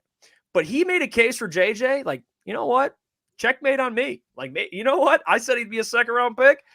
I could see. I think Seattle's a perfect situation. Also, with Joe Klatt, which this is the next thing. Now it goes to the Lions and who he had the Lions taking in his mock draft. So he had the Detroit Lions taking at 29, staying put, of course, no trades because he ain't going to do that. He just does stays put. Ennis Rakestraw. From Missouri? Yes, from Missouri. He had him at 29. You know who went next? Kool-Aid McKinstry. Ooh. Joe Klatt, I don't know. And I'm not trying to question. He is a ball knower. I will give him that. He knows ball, college ball, knows it like the back of his hand. He loves college football. But I will hold on. And I'm not going to act like I'm the smartest man in the room. But here's why I really like Kool-Aid McKinstry. I do, and it's not just the Kool-Aid name with the obviously the Honolulu Blue Kool-Aid. I get all that. And Booner's like the Kool-Aid godfather, so obviously it all works out. Kool-Aid McKinstry. I sat today. I was sitting there. I was just watching. Like I was watching Joe Klatt. I watched him do his mock draft, and I sat there and watched some tape on Kool-Aid. Not just highlights. I know people watch highlights. Like I watched everything. Just real like, tape. Lights. Yeah, just in general Kool-Aid out of Alabama. And I know we talk a lot about Alabama. Brad loves Alabama corners and just Alabama players in general, not corners, just players. Obviously, he's drafted some. Kool-Aid McKinstry. You look at what he did this year. Man, he fits what the Lions are looking for. 6 foot. What is he? 6'1", about 200 pounds. He had what he had this year in terms of like forced incompletions. He had like a 10 plus forced incompletions. He had a dropped interception. He's had a couple sacks in his career. He's played on special teams. And I know people would say, well, Jeff, he's not the best corner on his team. Yes, Arnold, widely regarded as the best corner. But in this draft, though, Arnold went in like the teens. So that's why I can't bring up Arnold because he's not available. It's really Rakestraw or McKinstry. But McKinstry, he played a lot of snaps in press coverage, and he has a good rating on PFF and man coverage. I watched. There was times where he looked out of position, like he got cooked a couple of times and got let off by a drop. So like there is some work there. But Lions love guys who can play special teams. He makes plays. He has a knack for the football. He's comfortable in zone coverage, but that's where the league's kind of heading anyway. It's a lot of zone coverage. So I like Kool-Aid McKinstry, guys. I'm a big fan of what he brings. And I think for even an Alabama defense who had some good players, like I don't know about Rakestraw. I don't know enough about him. So just looking here, the Rakestraw thing, I'm just reading something quick on it. It says he hasn't allowed a touchdown in over 1,000 career coverage snaps. But on top of that as well, in his sophomore season, he did tear his ACL. And on top of that, in 2023, so this last season, he was battling through a groin injury. So he's an injury type of dude who has been through some injury situations. The draft I'm looking at has him going at 26. So just before the Detroit Lions, and this one actually has the Detroit Lions picking Kool-Aid McKinstry. I do get the kind of the thing though, Jeff, a little bit, just kind of play both sides here. If we are talking about how like Terrion Arnold, it was the best corner on that Alabama team. So I do get that to where it's like, hey, you really like, if you want Kool-Aid to come in and you're drafting a guy at 29, you want him to be your corner number one, and Kool-Aid probably can potentially be that, but he wasn't even the number one corner on his own football team, which that could just be like, hey, they just had two dudes. Like I think, like we know what Alabama is and what they've brought to the table, so it could be that. But you have to be smart about that. It's like you just have to be smart. If you're using a first round pick on a guy, especially at the corner position, you're hoping at least he can get to that corner one, because you're probably, or you know what I mean, and kind of affect the game in that way. Can Kool-Aid do that? Probably. So I don't hate it, but you just have to be, in my opinion, just be careful. You know what I mean? You have to play it smart. I'm sure Brad knows, like Brad's evaluated very, very well. So yeah, he has, and of course, I'm not going to question him. Yeah, and in terms of evaluating talent, like I'm not going to like say Brad, I trust me. But what I will say is with a guy like Rakestraw, and I just noticed the lower body injuries. Like you brought up the ACL. That's one thing that stood out to me. Like he is good, but there is some injury history, like with Kool-Aid. And you compare Kool-Aid McKinstry to Arnold and look at them, and you're right. Like Arnold and Joe Klatt had him going in the teens, like I said. So in this scenario, he's off the board. I'm just talking about Rakestraw versus Kool-Aid McKinstry. When targeted, Kool-Aid allowed a completion percentage of 48.7%. Arnold allowed a completion percentage when targeted of 51.9%. So like it's not like significant. Again though, like to me though, it's like they both play in the SEC. They're going up against different wide receivers because Kool-Aid has that number one on his team. So he's going up against the different guys than him. And here's the thing, I do defer, and he's on a worse defense. Missouri was good this year too, but he was on a worse kind of, he's on Bama. Like, here's surrounded by this year though, guys, like, and I'm not saying like pounding the table for him, but I think there's a lot of guys coming out of this Missouri defense in the NFL draft, and it's for a reason. Because defense. When's the last time Missouri's been like, oh my God, Missouri's good in the SEC? They just won the SEC championship. When has that been? And I think it's for a reason. I think a lot of these guys that are in the Missouri defense that are kind of projected in the first, second, third rounds, I think there's a lot of things that they can offer as far as day one, like just having intangible football. Because if you win the SEC of Missouri, man, like you're doing something right, especially when it's a defensive-led team. So I would not hate Rickettshaw at 29 whatsoever. The thing is, I think it's very dependent on what Brad does in free agency. If we sign like a true, not a true number one, but a guy that's an upgrade from Cam Sutton on the perimeter, I really do not want to corner that early. Or that early in the draft, I should say, for the Lions. I think if the Seahawks get JJ, Brad, get on the phone and trade up for Jackson Powers-Johnson, in my opinion, because I think if he slides past, I think Seattle is the perfect fit. If they don't take JJ, that is where Jackson Powers-Johnson is going. There's no doubt. They need a guard and a center. He can play both.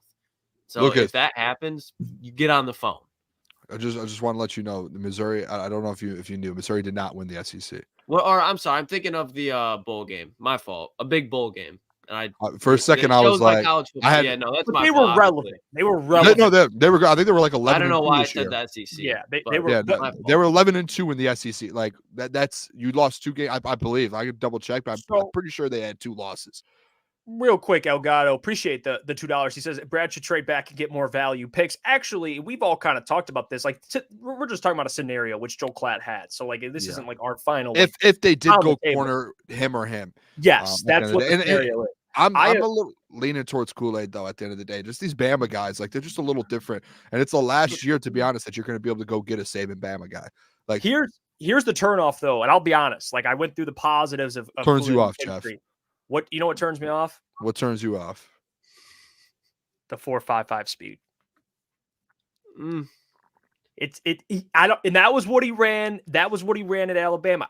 But 4.55 isn't like See, at the so did Brian Branch, though. Like Brian Branch ran a bad 40. But Brian's not playing like outside corner. Yeah, you know what I mean? Like, little different. I get it, but at the same time, like to your point, if you're playing press man coverage and you have good safeties, it's not as important. If you're playing more zone coverage, having a good feel on the game, like Richard Sherman did not run a good 40 time. There's multiple corners around the league now. To your point, in Aaron Glenn, and this is why they might move off of him. You got to be very quick. So I don't know what like his shuttle time is and stuff like that. And a lot of times you can't measure it off just that.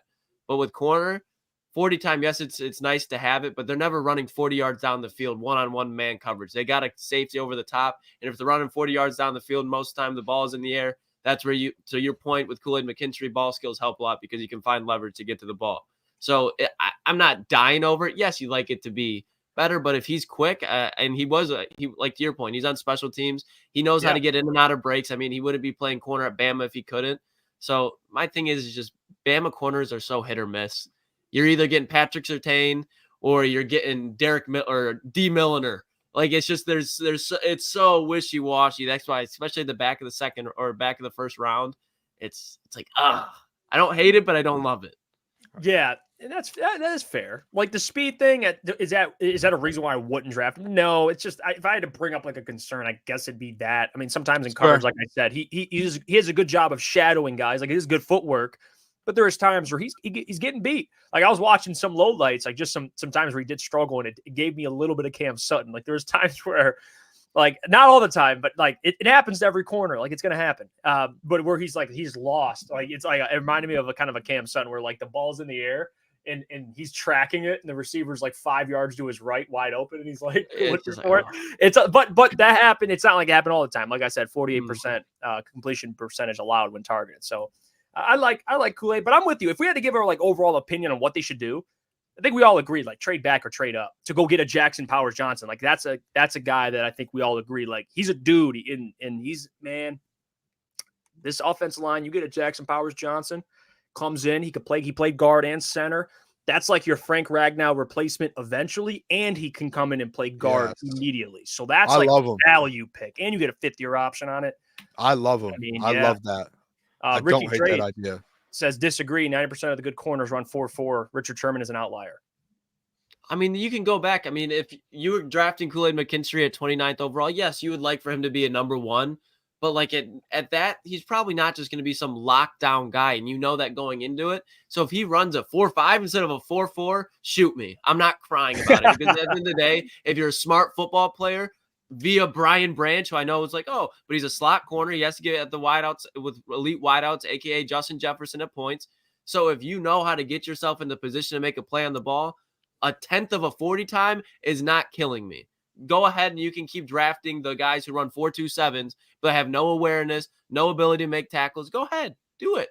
I'm not crying if a corner runs a 4.5. I'm not, because last time I checked, Cooper DeJean is not running no 4.5 or is not running no 4.2, and he's going to be projected top 15. It's fair. Yeah, I just looked up. I know someone put, and this was Reezy D. AJ Terrell has been better than Ramsey for the last 3 years. Just talking about corners. And I looked at what AJ Terrell ran at the 40. Just sparked in my mind. He ran a 4.42. And what was Jalen Ramsey 40 time? Now I'm curious. He ran a 4.41. Beast though. Yeah, that's another guy. And then I know the guy I hyped up last year. I'm a big fan of Emmanuel Forbes, who he bounced back later. What did he run?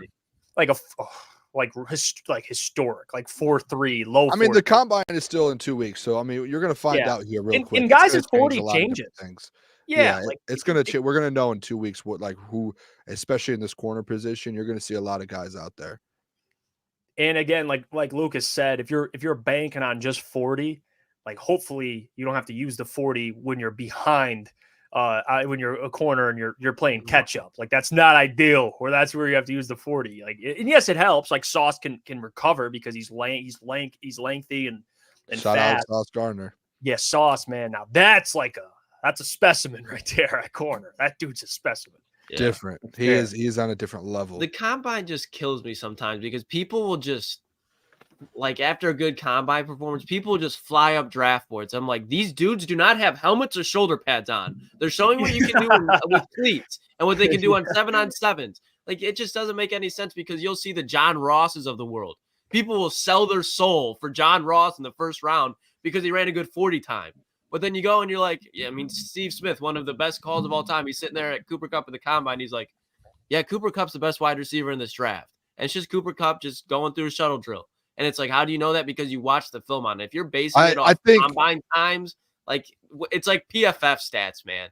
It's just annoying. I think there's a mixture of both, though. It's like if you do know ball and you know some of these guys and you've seen their tape, and then you do see them go out there and put up numbers, then you're like, it's confirms like, okay, yeah, this is a dude. Like, you know that. And I don't think, and there is times as well, though, like a Brian Branch who, like, you've seen his tape, you know what he could do, but he doesn't perform in a combine, but you still know he's a dog.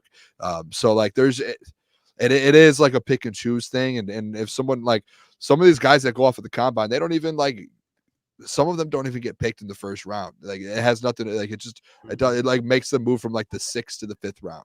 And that's just like what it is. Hey, let's be real here. I mean, Chris Jones, man's balls fell out of his shorts. And I want that guy. Yeah, like the man's nutsack fell, and he's going to be a Hall of Famer. So like locker room presence. Patty Grimes, send Booner to combine in Indy. Hey, we're trying to work some things out. Maybe we can all go to the combine. There may be something in the works, boys. Yeah, that'd be a fun time there. No promises, but that's what we're cooking up. All right, that's what we're currently cooking up. Dark Flame says DB's running a 4.55 40, trying to cover wide receiver running a 4.29. I mean, not every good wide receiver is running 4.4 plus. And that's under crazy that like zone coverage is like a thing. Isn't that wild that zone coverage is just a concept that doesn't exist? Like, it's just, I mean, in a game, like, you know, it's like, it's so different. It's so different. The ball awareness. That's it's Chris Jones. Though. It's facts. Yeah, so Chris Kirby great. Well, Chris Jones he's talking about Chris Jones having ball awareness. Like that's dude.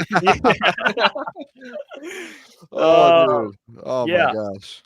Look at this, Wheezy D, my guy. He says you just can't run a 4.5 and be 5'8" like Vildor and Jacobs. Wow. Okay, hey. If you want to go off two undrafted guys, go ahead. Right. Yeah. What did Jerry run? Now you got me looking up 40 times. Now I'm curious. He ran a 4.53. He was also an undrafted pick out of Arkansas. Yeah, and then whoa. Hey, I'm saying, like, if you're going in the first round and you run a 4.5 and you still get picked, it's for a reason. Yeah. Yeah, and I think Kindle, I just looked it up. He ran like a 4.4, but he's also 5'9". So like that, you know, is that really fair? Probably not. I mean, Kool-Aid's like 6'1", 200 pounds. So he's built like it. And I know Easy said this, and I'll give Easy credit on this. He's a dog. He put this in our group chat about like how he prefers, if you're going to draft a corner, get someone like above 6 foot, because they don't really have like tall I mean, what is Cam, like 5'11"? I don't think he's 5'9". I don't think he's 6 foot plus. They don't have any like tall corners. Yeah. No, it was iffy. Yeah, because he came out as a corner. How tall was Jeff Okudah? He was 6'1". He was probably like 6. Yeah, well, 6'1". Hold on. I'm just asking. I just want to throw out a question. I don't like that. I was just throwing out a question. There's not. Come on, man. I'm not setting anyone up for anything. I'm just throwing out a question. That's all. Speaking of him, Weezy D says, "Can we trade 2 7s and get Okudah back?" No, man, no. That'd just be weird energy. That'd just be like an awkward, like you're trying to force to get back together for old time's sake, but it doesn't matter. It's over. Yeah, and you'd think, like, you see, like, listen, I've criticized DeAndre Swift, but he went to Philly, had a good year. Like, anybody that thought Okudah was going to have this, like, breakout year, like, I've arrived with Atlanta. Like, dude, he was cornerback. Never was happening. He was cornerback 2. They have AJ Terrell who covers number 1 wideouts, and you got Jeff just, hey, I'm just chilling, I'm here. And he was still getting diced up in practice by Mac Hollins. Do you see that, Mac? Dude, Mac Hollins put him in a body bag. And did you see who passed him on the depth chart too? Jeff, you'll like this. Clark Phillips III, baby. That's our guy. That's our guy out of Utah. Late on the season, he started turning up for him. He's a stud. That's a shorter corner too. He's only like 5'10", and he's I like him. He's a playmaker though. We talked a lot about him when he came out the drafts. Shout out Steve, man. He says, "What did Lucas run? What was your 40, Lucas?" Yeah, what is it, Lucas? 4.68. Route runner, baby. Route runner. I ran a 4.65. Did you? Yeah, I think I don't know, man. We should do like a 40. Maybe we'll film something in real life. We'll all run a 40 now. Yeah, like just for fun. I don't know what I'd probably run like a freaking. I mean, dude. I was lethal in the shuttle though. You would have. Yeah, the shuttle was my. I killed that. That's what I always like won camps with was the shuttle. I know Lukas would beat us all in a 40 right now. I know, but I don't know. Yeah, probably. Booner, I would suck. Yeah, Booner, we not you. It'd be us. I think we'd all get smoked. I mean, I'd beat you, Jeff. I think I'd come second. Yeah, I run. I go to the gym. I run. I think you guys got Gentry. I know he can't speak here for himself. It's kind of Adam said he ran a 4.59 in high school. I would love to see Adam just. I bet Adam was like that sneaky athletic. It just takes me time to build up. Like as far as like a 40, like it took me time. I got long legs, but if I'm like running a route, I catch the ball in stride, it's different. Dom Rivera says, I'll give it to Lucas, but Jeff and Booner, y'all are low as 4.8. Coach, I mean, I might be like in the 5s. I don't know how bad that is. Hey, Antonio Brown ran a 4.68. That was my instant thought. That's fair. So you right away, you're like, you just thought in your head. I'm like, Antonio Brown now. CTE. I'm Antonio Brown. And he was from South Florida. They just produce speed. And you, Lucas, you ran track, right? I did, but dude, I didn't give a shit about track. Okay, all right. They had me running the 800 and the 300 hurdles after I told them not to. Good luck. Good luck getting me to do that. Yeah. Dude, hurdles? The 300 hurdles. 0 chance. Which is right after the 800 that they had me running. Ridiculous. You're fast, man. They want to take advantage. So you put me in the distance stuff? 800, is that distance? What, 2 laps? That's 2 laps around. Dude, that's not distance, like a mile's distance. Dude, that's 2 laps around is not a short distance, Booner. 2 laps around a track. Have you ever ran a 400? We should get Booner. Can we get like a live like Booner running around a track? Like, yeah, we're gonna do your. I'll run a 1600. This is what we'll do. I'll run a 1600, which is a mile. We'll time that, and then after you'll run an 800, and we'll see which one's faster. I don't want to. I'm opting out of this. Oh, I'm opting out. I need like a month to prepare, and then we could do that for sure. Okay, that's fair. Oh, hey, to kind of transition here, I'll tell you one person that did need a month to prepare to punch Drew Eubanks in the face. That'd be Isaiah Stewart. He needed like 5 seconds before he punched Drew Eubanks, and he was arrested. Which is not funny. No, it's not funny. I'm not that is hilarious. That is hilarious. No, that is hilarious. What are we talking about here? Just to think about Drew Eubanks, like just random ass dude getting. What did Drew Eubanks? What could he have done? I don't know. We put this out on our Twitter. Breaking Pistons forward. Isaiah Stewart has been arrested by Phoenix police for his incident with Drew Eubanks last night, and the investigation remains active. Apparently. And I got some context on this from Shams, and it was kind of funny the way you phrased it. He texted you? He did. No, I did not. It kind of seemed like that. I was like, oh, dude, like, you have Shams? Maybe one day. Hey, Shams, he seems cool. But no, I saw on his ex account. He had like a little video he put out. He kind of broke down the situation, and the way he described it was funny as hell. Like he said, he's like, what appeared, he does it in his like professional. He's like, what appeared to happen is Drew Eubanks and Isaiah Stewart exchanged words, and Stewart dropped his bags, sucker punched him, and he added in, which was unnecessary. Eubanks didn't flinch. Like he added, like he got what? He got punched in the face. And I'm like, yeah, that's foul. Like you add that in. If I'm Isaiah Stewart watching, I'm like, that's messed up. Yeah, like, I'm surprised they charged him, man. I think he got released. It was probably just like one of those things they were left. It's like precaution. They arrest him. He got out of it because he's in the NBA. So just hey, get out of here, man. The fact he got arrested though, like I think it's like one of those things where it's like if you hit someone on the court, you're not going to get arrested. Yeah, and Coach Walk, he's spot on too. He said it started in Detroit a couple months ago. Yeah, that's why I told you, man. Isaiah Stewart will stand on business. Like there's a lot. There's guys that talk about it, and there's guys that like are about it. That just run at LeBron in the middle of a game and power through like 6-7 people to get to him. That's Isaiah Stewart's he's always got time. They aren't winning. What does he have to lose? I was going to say, dude, I just want to win games. I could care less about this stuff anymore, dude. Just like, please just give me a win. Just like, let's turn this thing How many have they given you so far, Booner? I don't even know. I couldn't tell. 7, 8, maybe. I would say 6, 7, 8. You should be grateful. Be grateful.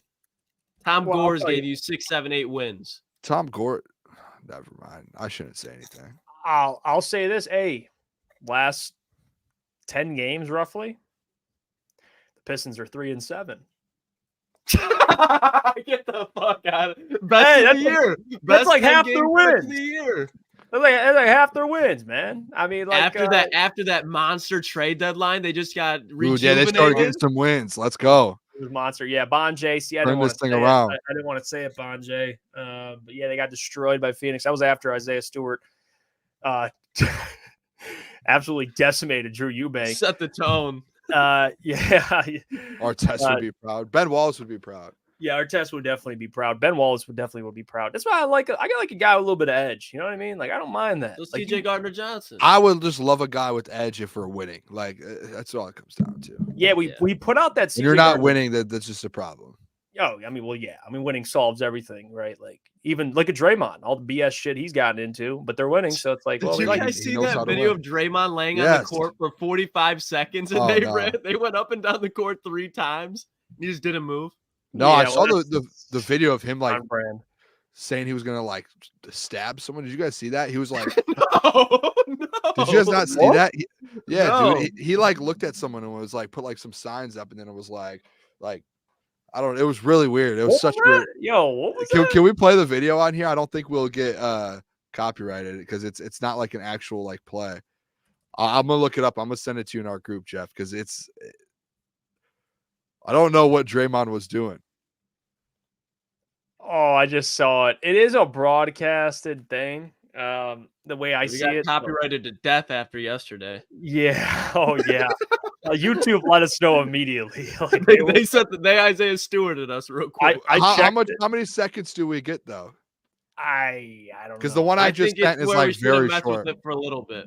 All right. Yeah, maybe. I think they're on our. The one I sent, is it a broadcast? I just sent one. I don't know if it's a broadcast. Oh, maybe it isn't. Maybe you know what? We'll see if it's a video. Let me see. Yeah, that's a piece of a broadcast. All right, my bad. My bad, boys. The effort was there, Booner. That's all we can ask for. I don't know, but whatever that was, I was like, "What is this? Like, what is he doing?" Yeah, maybe I can play. You know what? Let's just play like it's 4 seconds. I mean, let's see what it is. And he's looking. Everybody lock in. You're only getting it. Don't click on the video. Just like scroll by and let it play. Let me see here, so we can get this. We got to get the people the content they deserve. Yeah, because this is like whatever Draymond did here. It kind of creeps me out. Like, I don't know if I want him to do that ever again. Look at this. It's like some Chandler Jones stuff. Look at that little. What is he doing? What the hell? What's he doing with his fingers before? I don't know. Yeah, I don't know, man. Like he was like, "I'll come over here. I'll stab." Maybe he was talking to some chick courtside. He's like, "Come here." That's on. I don't know what was going on. It's on brand. That is on brand. All right, let's get. You know what? I might as well just do like an early mailbag. I just chop it up with the people. If you guys have any questions, I know people were commenting earlier. We missed some, but anything you guys want to chime in with? I did see a couple people say there's some questions here. Yeah, let's just get to it, man. Like, let's just have an open discussion. If you guys anything you guys want to bring up, feel free. I do want to do this thing, and I want to tell you how the people feel, because me and Adam used to do this. I think we were the first to do it because it was just random. But we reviewed fan-submitted mock drafts, and that's something we started doing. No other show did it on the network, and it was a fun way to connect with people that do mock drafts, right? And they send us for our review. Yeah, but we'd rather do them here. Would the people be interested in that? You guys send. I don't know how we do. Because I don't want our DMs to be like filled with mocks. We have to go through them. Maybe they can DM the Crunch Time account. DM the Crunch Time account. DM them on Friday. We'll do it every Friday or something, just because Friday's sometimes a little slower. Yeah, we'll do Fridays. On Fridays. DM Crunch Times, the Crunch Time account on Twitter or Instagram, one of the two. And yeah, we'll go through and grab a couple before every Friday show. So DM, Crunch Time, Twitter, Instagram, just in that way we can pull more traction to our social media platforms. We will not be reviewing any on our personal, so don't send it to our personal. Send it to Crunch Time, and we'll review your mock draft, and we'll either roast it in a loving way, or we'll give you credit. Constructive criticize. Yeah, hey, welcome to the world. Hey, this right here. Oh no, not that. Hold on.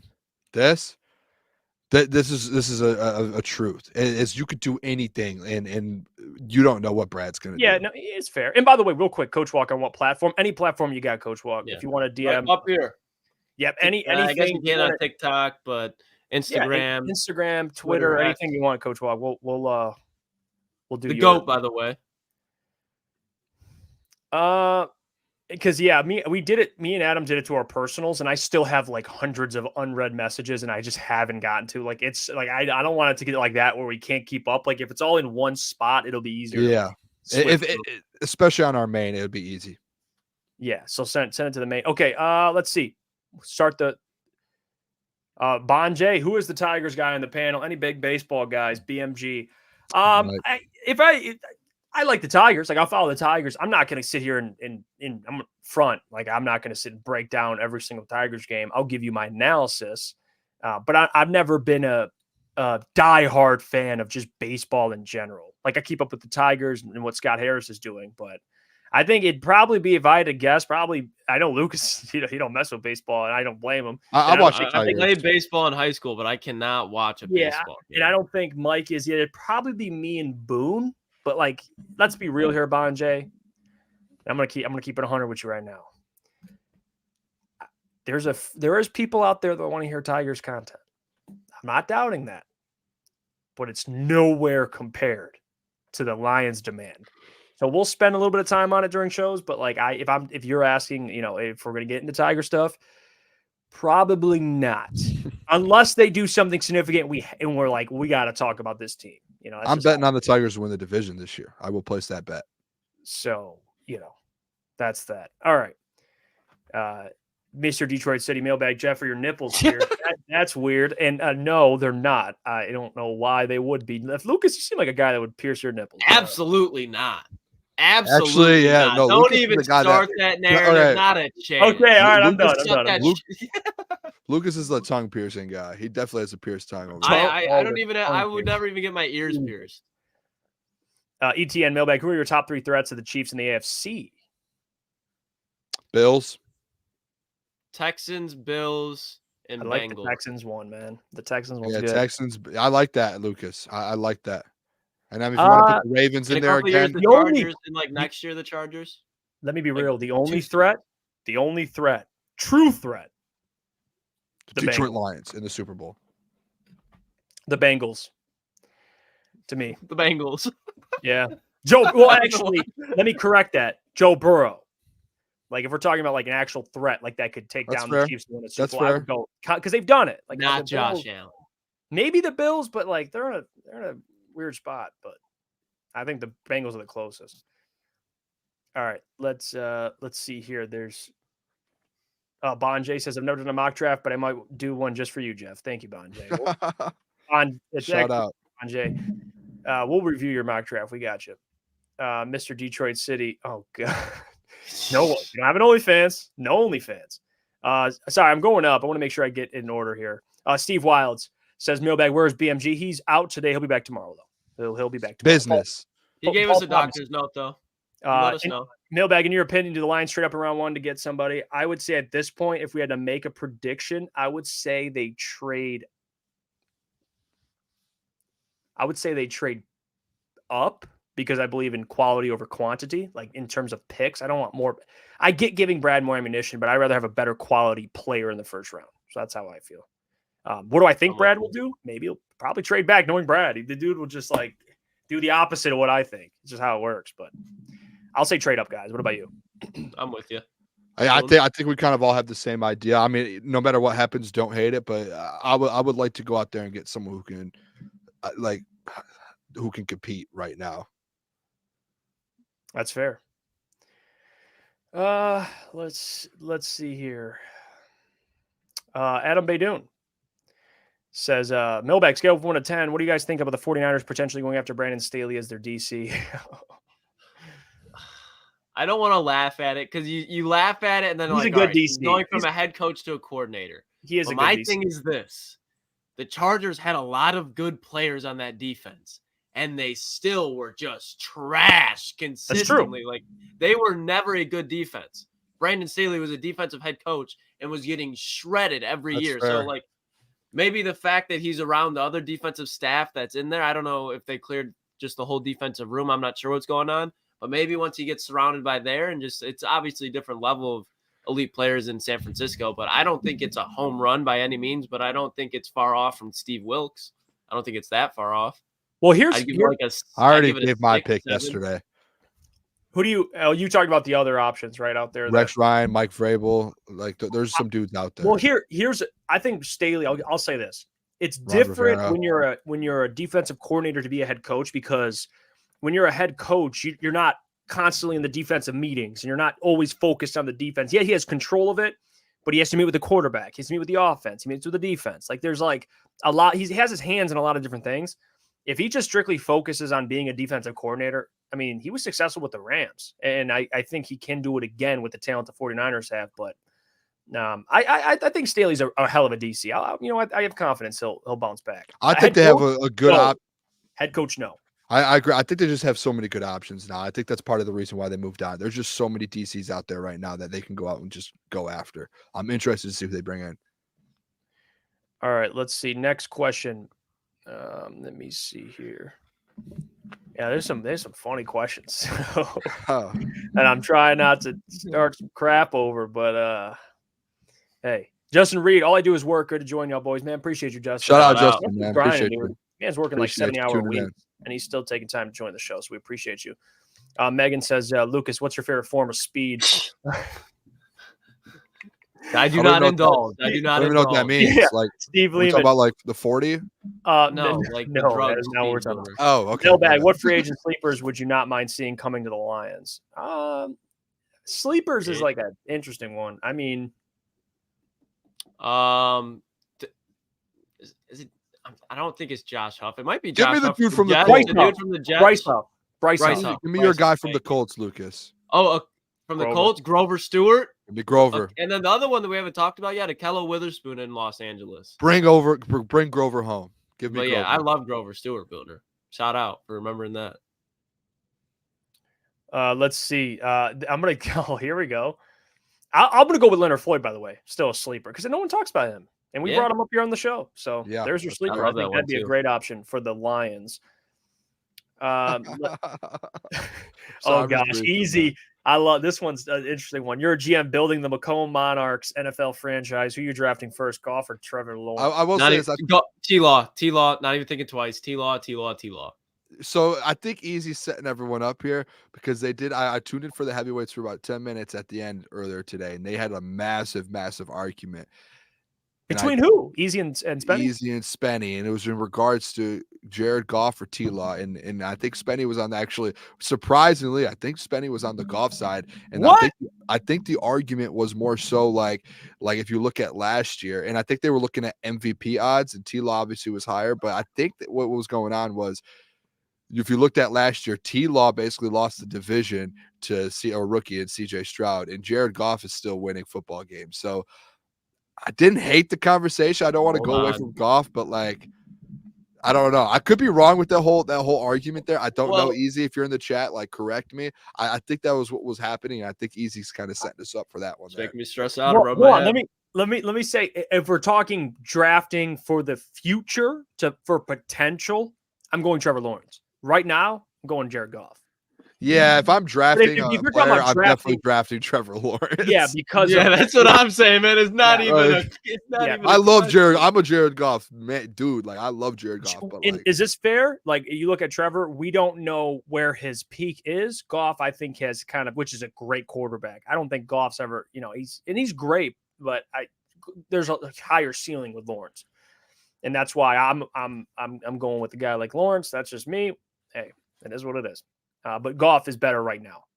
Yeah. But yeah, people are already kind of arguing about it already, man. I'm interested. I don't know. We have to figure out that whole argument because I would like to see. I just don't know how you could imagine the Lions have. Okay, I don't want to cut you off, Lucas. This has to be the worst comment of the year. What are we doing, Adam? What are we doing here? Hey, man, you do not believe that. You do not believe that. I mean,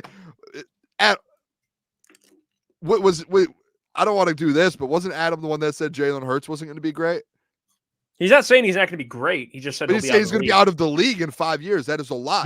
Because he'll retire. Like he's going to get if he runs as much as he does. That's all he's saying. Come on. I mean, dude, he hasn't had a major injury in what, 4 years, 5 years? He's not wearing down at all. What are we doing here? I love you, Adam, but come on. I mean, you think I'm not saying he'll be in 5 years, but you got to acknowledge a point that eventually is going to take a toll on him. It took a toll on Cam Newton. Cam Newton was never hurt, and then his fall off was. And Cam Newton had a rocket of an arm, and then he couldn't throw for his life. I see what they're saying. Like, dude, I would like to make a bet on that. Because you see Josh Allen, like, dude, there'll be times where he won't slide. Like he takes a lot of hits. He's a dog. I'm sorry you guys don't like to have dogs on your team. I want my quarterback to play 15 years. He will. He won't slide any. I don't know, but not at the elite level he's playing at right now. No way. That's what I'm saying. He just has to, I mean, I don't mind like the rushing TDs. It's the rushing because TDs like it's only if it's like around the. I mean, Adam not having Josh Allen in his top 5 quarterback rankings is disrespectful. No, I think he's saying who he would draft right now. Oh, okay, that's fair. Yeah, because no way Trevor Lawrence is 4. I don't think he puts. I'm over here like. Booner's already like with the Josh Allen hate. Not even hate, but just. I'm ready to fight, man. What are we doing here? We're talking about Josh Allen, one of the best in the league right now. All right, it's time. It's that time. It's that time, fellas. No, it's that time. Look at. Are we done? What? No, look at the comment. You see the comment? It's that time. Oh, the hair. Oh. Look. Let's see it, Boone. Yeah, okay, Boone. Okay, yeah. The mole. Yeah, Boone. Together. Looking good, Boone. He chopped it up. It's looking good, Boone. He chopped it up. All right. Hey, there you go. You got there's your OnlyFans free content right there. Booner's mullet. You're not curling the back ever, right? No, but I need to start an OnlyFans if you guys are going to keep asking me to see my mullet. Just say it like that. Timothy says, Mailbag, what are you guys comfortable paying Goff? Up to 51. Oh, yeah, 50. And you know what, too? This might be just a wild take, and this might be in my head, like, thinking that, like, he'll do it. I just think he somehow, like, they get him at 45. I just don't. 50, I'm okay with. I just feel like there's going to be something, dude. Like,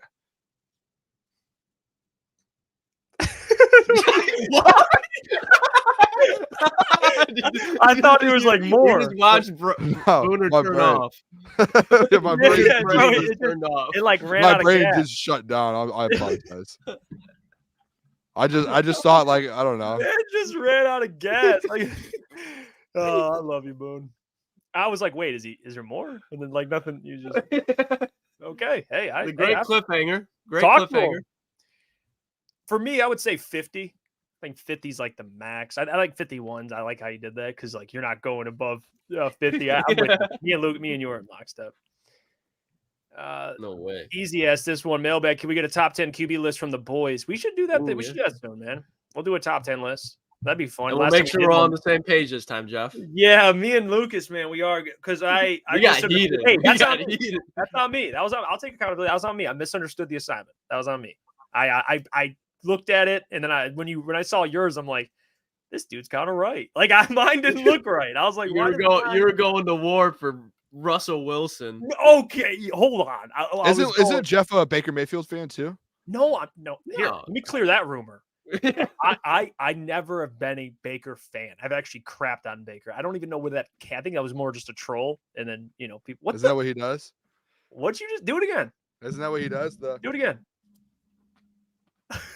Is that what Baker does? Bro. I wish I could. You guys have my whole body. I'll do the whole thing. Dude, you gotta. Hey, Booner, you kind of ate, man. You left no crumbs there. That was impressive. All right. I don't want to give it all away again. No, they gotta pay for that content. The OF is coming soon. They gotta pay for that content. Eduardo, Mailbag, what do you want to see us do better in 2024? I don't know. Don't give up 200 yards to every number one wide receiver. Play some defense. Yeah, that's me. Lock up. That's. How about that? Let's just get some stops, hey boys. Let's go, fellas. Come on, let's get out there, get a couple stops, boys. Let's go. Yeah, top 5 offense, and you're giving up 30 points a game as well. Tough. Do we lose Lucas? Just out of nowhere, he just. I love the timing of always just losing Lucas. It's so random. It's crazy, bro. Oh my gosh. I see this comment. The guy up north says 38 million. He says can't pay him 50. Can't do it if you want. Excuse me. Amon-Ra St. Brown and I think there's a lot of people mistaken with this. If you pay someone $50 million a year, there's ways to do this contract, whether it's a front or a back end deal. The cap's going to be going up the next 2 or 3 years. Like there's ways to get around this. I think, and I was one of the kind of people as well early in the season and in the off season last year.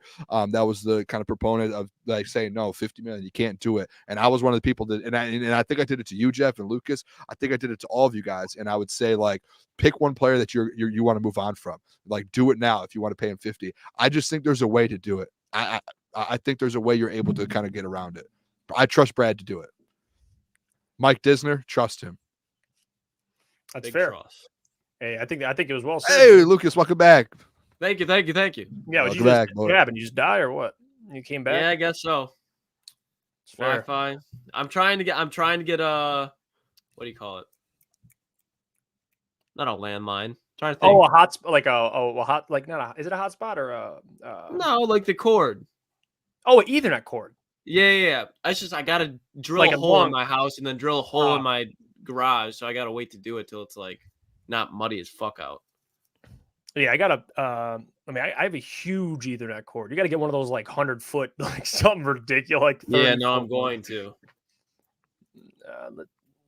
All right, let's see. Timmy says, real question on Goff's contract. What do you think other teams are willing to pay for him and which ones are going to cost 40 plus? I think, what's the saying? Like in terms of like paying a certain person an amount, it depends. If you're going to say who will pay him, well, I'll ask you which team is the most desperate. That's what matters with like paying guys. There might be a team out there, man, that needs a quarterback so bad, they'll pay him whatever the hell he asks for. I don't know. So that kind of depends. But I think the way I look at it is this. That's why I said max 50, because I do believe he would be paid between 40 and 50 anywhere else. Like that needs a quarterback. I think that's fair. Now once you get above that, it's like. I think if he went anywhere else, I think he would command 50 plus because that's what the market is. In Detroit, I think he'd be willing to be like, yeah, I see what we're building here, so I might be able to take a little bit of a budget cut. But if he's going anywhere else, he'd be like, no, 50. You just saw me play in the NFC Championship game and help turn that team around. I can do it here too.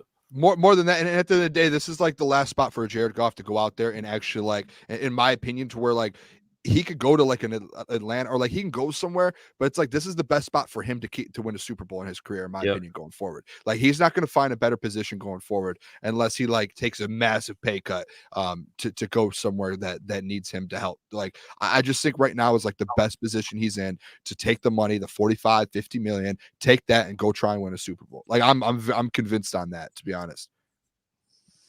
Yeah, I don't ever see him playing another uniform. In this one here, Sarah says, so you would pay Goff more than what Mahomes makes? Goff can't carry a team like Mahomes can. Actually, the second part is absolutely true. I would not pay him more than Mahomes, though. No. But also, how much is Mahomes? Didn't he take a pay cut, too?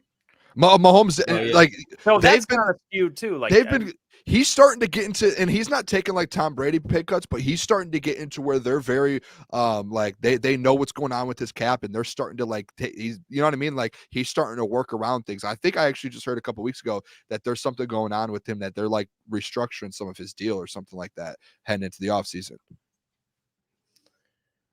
All right, let's golfer. See. I've got golf. Yeah, well, I'll tell you one thing. Me and Lucas are not great at golf. I'm a golfer. I have my own bat. BMG's great at golf too. Yeah, BMG would wipe the full. It's one of those things like we'll put our guys against anybody like golfers. I think I would put BMG against most people. Me and Gentry, we'll take someone on for sure. Yeah, you guys saw me hit at 5-iron a couple times. I can. No, you're good too, Boone. You and Mike are the best. You guys are the crunch time golfers. During the summertime, I used to, like when COVID was going on, I would go like multiple times a week, and then working now, I go once every other week or something. All right, let's get this. Let's get this one. Easy says mailbag UFC picks from Jeff. Yeah, there's a big card this weekend, man. I'm going out to who's fighting? It's going to be Volk and Topuria, who's like undefeated beast, scary dude. Volk's too old now. Well, Volk has just got knocked out a couple months ago, actually, at a rematch with Islam Makhachev, a guy that I've been a fan of for a long time. In Topuria though is a beast. But he's also already changed his bio to like UFC champion and everything. Like he's confident. Like he already changed his bio, and he's filming a documentary on his path to become champion. He's not even champion yet. So scary dude. I like Volk a lot too. Yeah, I like Volk easy, but I think just with the like I know Volk has a full camp now. That's gonna be a tough one, man. My heart says Volk, but my head says Topuria. Like I want Volk to win. I don't know Topuria, so I'm gonna go Volk. There you go. You can come watch it, Booner. We can go watch it. If I'm not doing anything, I'll come watch it for sure. I love watching UFC with the fellas, dude. It's a great time. If you guys don't know me too, I do bet on them, and Jeff and Lucas have been there and easy as well. I just take the underdogs. If you take the underdogs on every card, like you have to commit to it from the start. But if you take the underdogs on every single card, like dude, you're coming out positive money. Underdogs win all the time in UFC. It's one of the greatest things of all time. I love just cheering on an underdog. Well, that's something that I'm not cheering on. There is not a dollar. I didn't see a comment. I took that down. We don't need it. No, we don't do any of that here. What are we doing, Jeffrey? We're not the Island Boys, all right? We're not the Island Boys. No. What are we doing? I gotta look myself in the mirror every morning. There's not. Wait, is Volk Aussie? Is Volk Aussie? Yeah. Get me Volkanovski then. Those are my boys. Some of my greatest friends are from Australia. Let's go. Adam offered up 10,000. Nope. No, you know what? Adam. Respect that. Come on. Patty Grimes says Gentry and Booner against heavyweights in golf. We would destroy them in golf. Yeah, I think Easy would even say like Easy doesn't. Like, he's like me. It wouldn't even be close. It would be. It wouldn't be fair. I think Spencer golfs, but Easy would even admit, I don't think we would win. We would win. Now, like if we're talking like with the hands, heavyweights, we would win. I was like not with the hands, but hey, Easy and Spenny. I'll take those boys against anybody in the city. I'm telling you right now. Like if we're talking like gloves off in a bar, I'm going with Spencer and Easy. Those guys, people movers for sure. Jackson Howard Johnson. Yeah, and we're not talking about those CFL guys, right? We're not talking about those CFL. No. Who Matthew Betts face. I'm talking about Matty Betts. Yeah, Easy says we didn't golf in my hood growing up. That should tell you everything you need to know. That should. He said no golf course in Section 8. Oh my God. Section 8 is a little aggressive. I don't know. I mean, he might be right. Eduardo Mailbag, what's the over/under? How much hair product is between Booner and John? To be honest, I don't really use I have a little hair product. I barely put some in. I have the stuff that I just like go like this, and when I got my hair cut the other day, the person who cut my hair said like there's this powder stuff to use this powder, Lucas. No. I know what you're laughing at. Let's move on. Let's move on right now. I'm gonna be honest. I don't have any product in my hair. How's my product look? I put pomade. I do use pomade. That's all I use. That's product. Well, not today though. Not today. I was about to say, bro. Yeah, not today. Not today. That's product. Yeah, I use pomade because hairspray, man, it's too stiff. Your hair, it just looks weird. I like pomade a lot. You don't even know what pomade is, Lucas, because you don't even style your hair. Probably it's just too short. No. I do need to get cut tomorrow though. The widow's peak's starting to come in. Yeah, I got a widow. You see those guys that shave their widow's peak? Hey, I do all the time. You do? Yeah. Oh my God. It comes back after like 3 days after my haircut, and I take a razor and I just line it up real quick. Oh my God, Booner, do that again, dude. No, I do. You know what the thing is I was thinking the other day because I was looking at my hair. It looked like it was like starting to get thin and hair's falling out. I don't know if that's just like stress or what's going on with it, but my biggest fear is just going bald. Like there's no way me bald. Like that would be like the worst human of all time. I'd be the ugliest human ever. And like I was driving home today. And in my head, like I like went through my biggest fears in life, and I added to number 3 is going bald. Yeah, going bald is it's a real fear. It's not just you. Yeah, and if it happens, like, I don't know what I'll do with it. Easy says, can confirm I moved to a trailer in Chesterfield my freshman year. Hey, fun fact, I lived in a trailer in Chesterfield. Yeah, where were you, Easy? You boys lived together. Hey, trailer park boys, baby. Hey, I grew. We had some rough times, man. But hey, we're here. I'm with the boys on crunch time. So I'm thriving. I'm thriving right now. But yeah, it's funny. I didn't know that about Easy. We might have been like in the same trailer park, to be honest with you. I lived in the same trailer. It's right. Yeah, he's in the back. Yeah, no clue. I didn't even know. Oh, that's so funny. What about this one? ETN mailbag. Who's your favorite UFC fighter right now? I'm a big Sugar guy. Sugar Sean. Probably either him or John Jones. Those have always been my favorite. And Islam Makhachev. I'm a huge fan of. I don't know why. I really like Gilbert Burns. Could not tell you why, but I really like Gilbert. I know he's not the best, but that man's just a dog. Easy dude to like. Yeah, he is a dog. Straight monster. Mr. Detroit City, easy used to fuck your mother, Jeff. Well, that's how we're ending. I'm like, Dad? No, I'm just kidding. No. My dad, Italian. All right, I don't got nothing else. Italian. That's where we come from, boys. Shout out Papa Booner. Until tomorrow, everybody, Friday show. It'll be a good one. We'll do a fan. We'll review your mock drafts. So send your mock drafts to our main account. Yes. And right above. Official CT pod. Send it.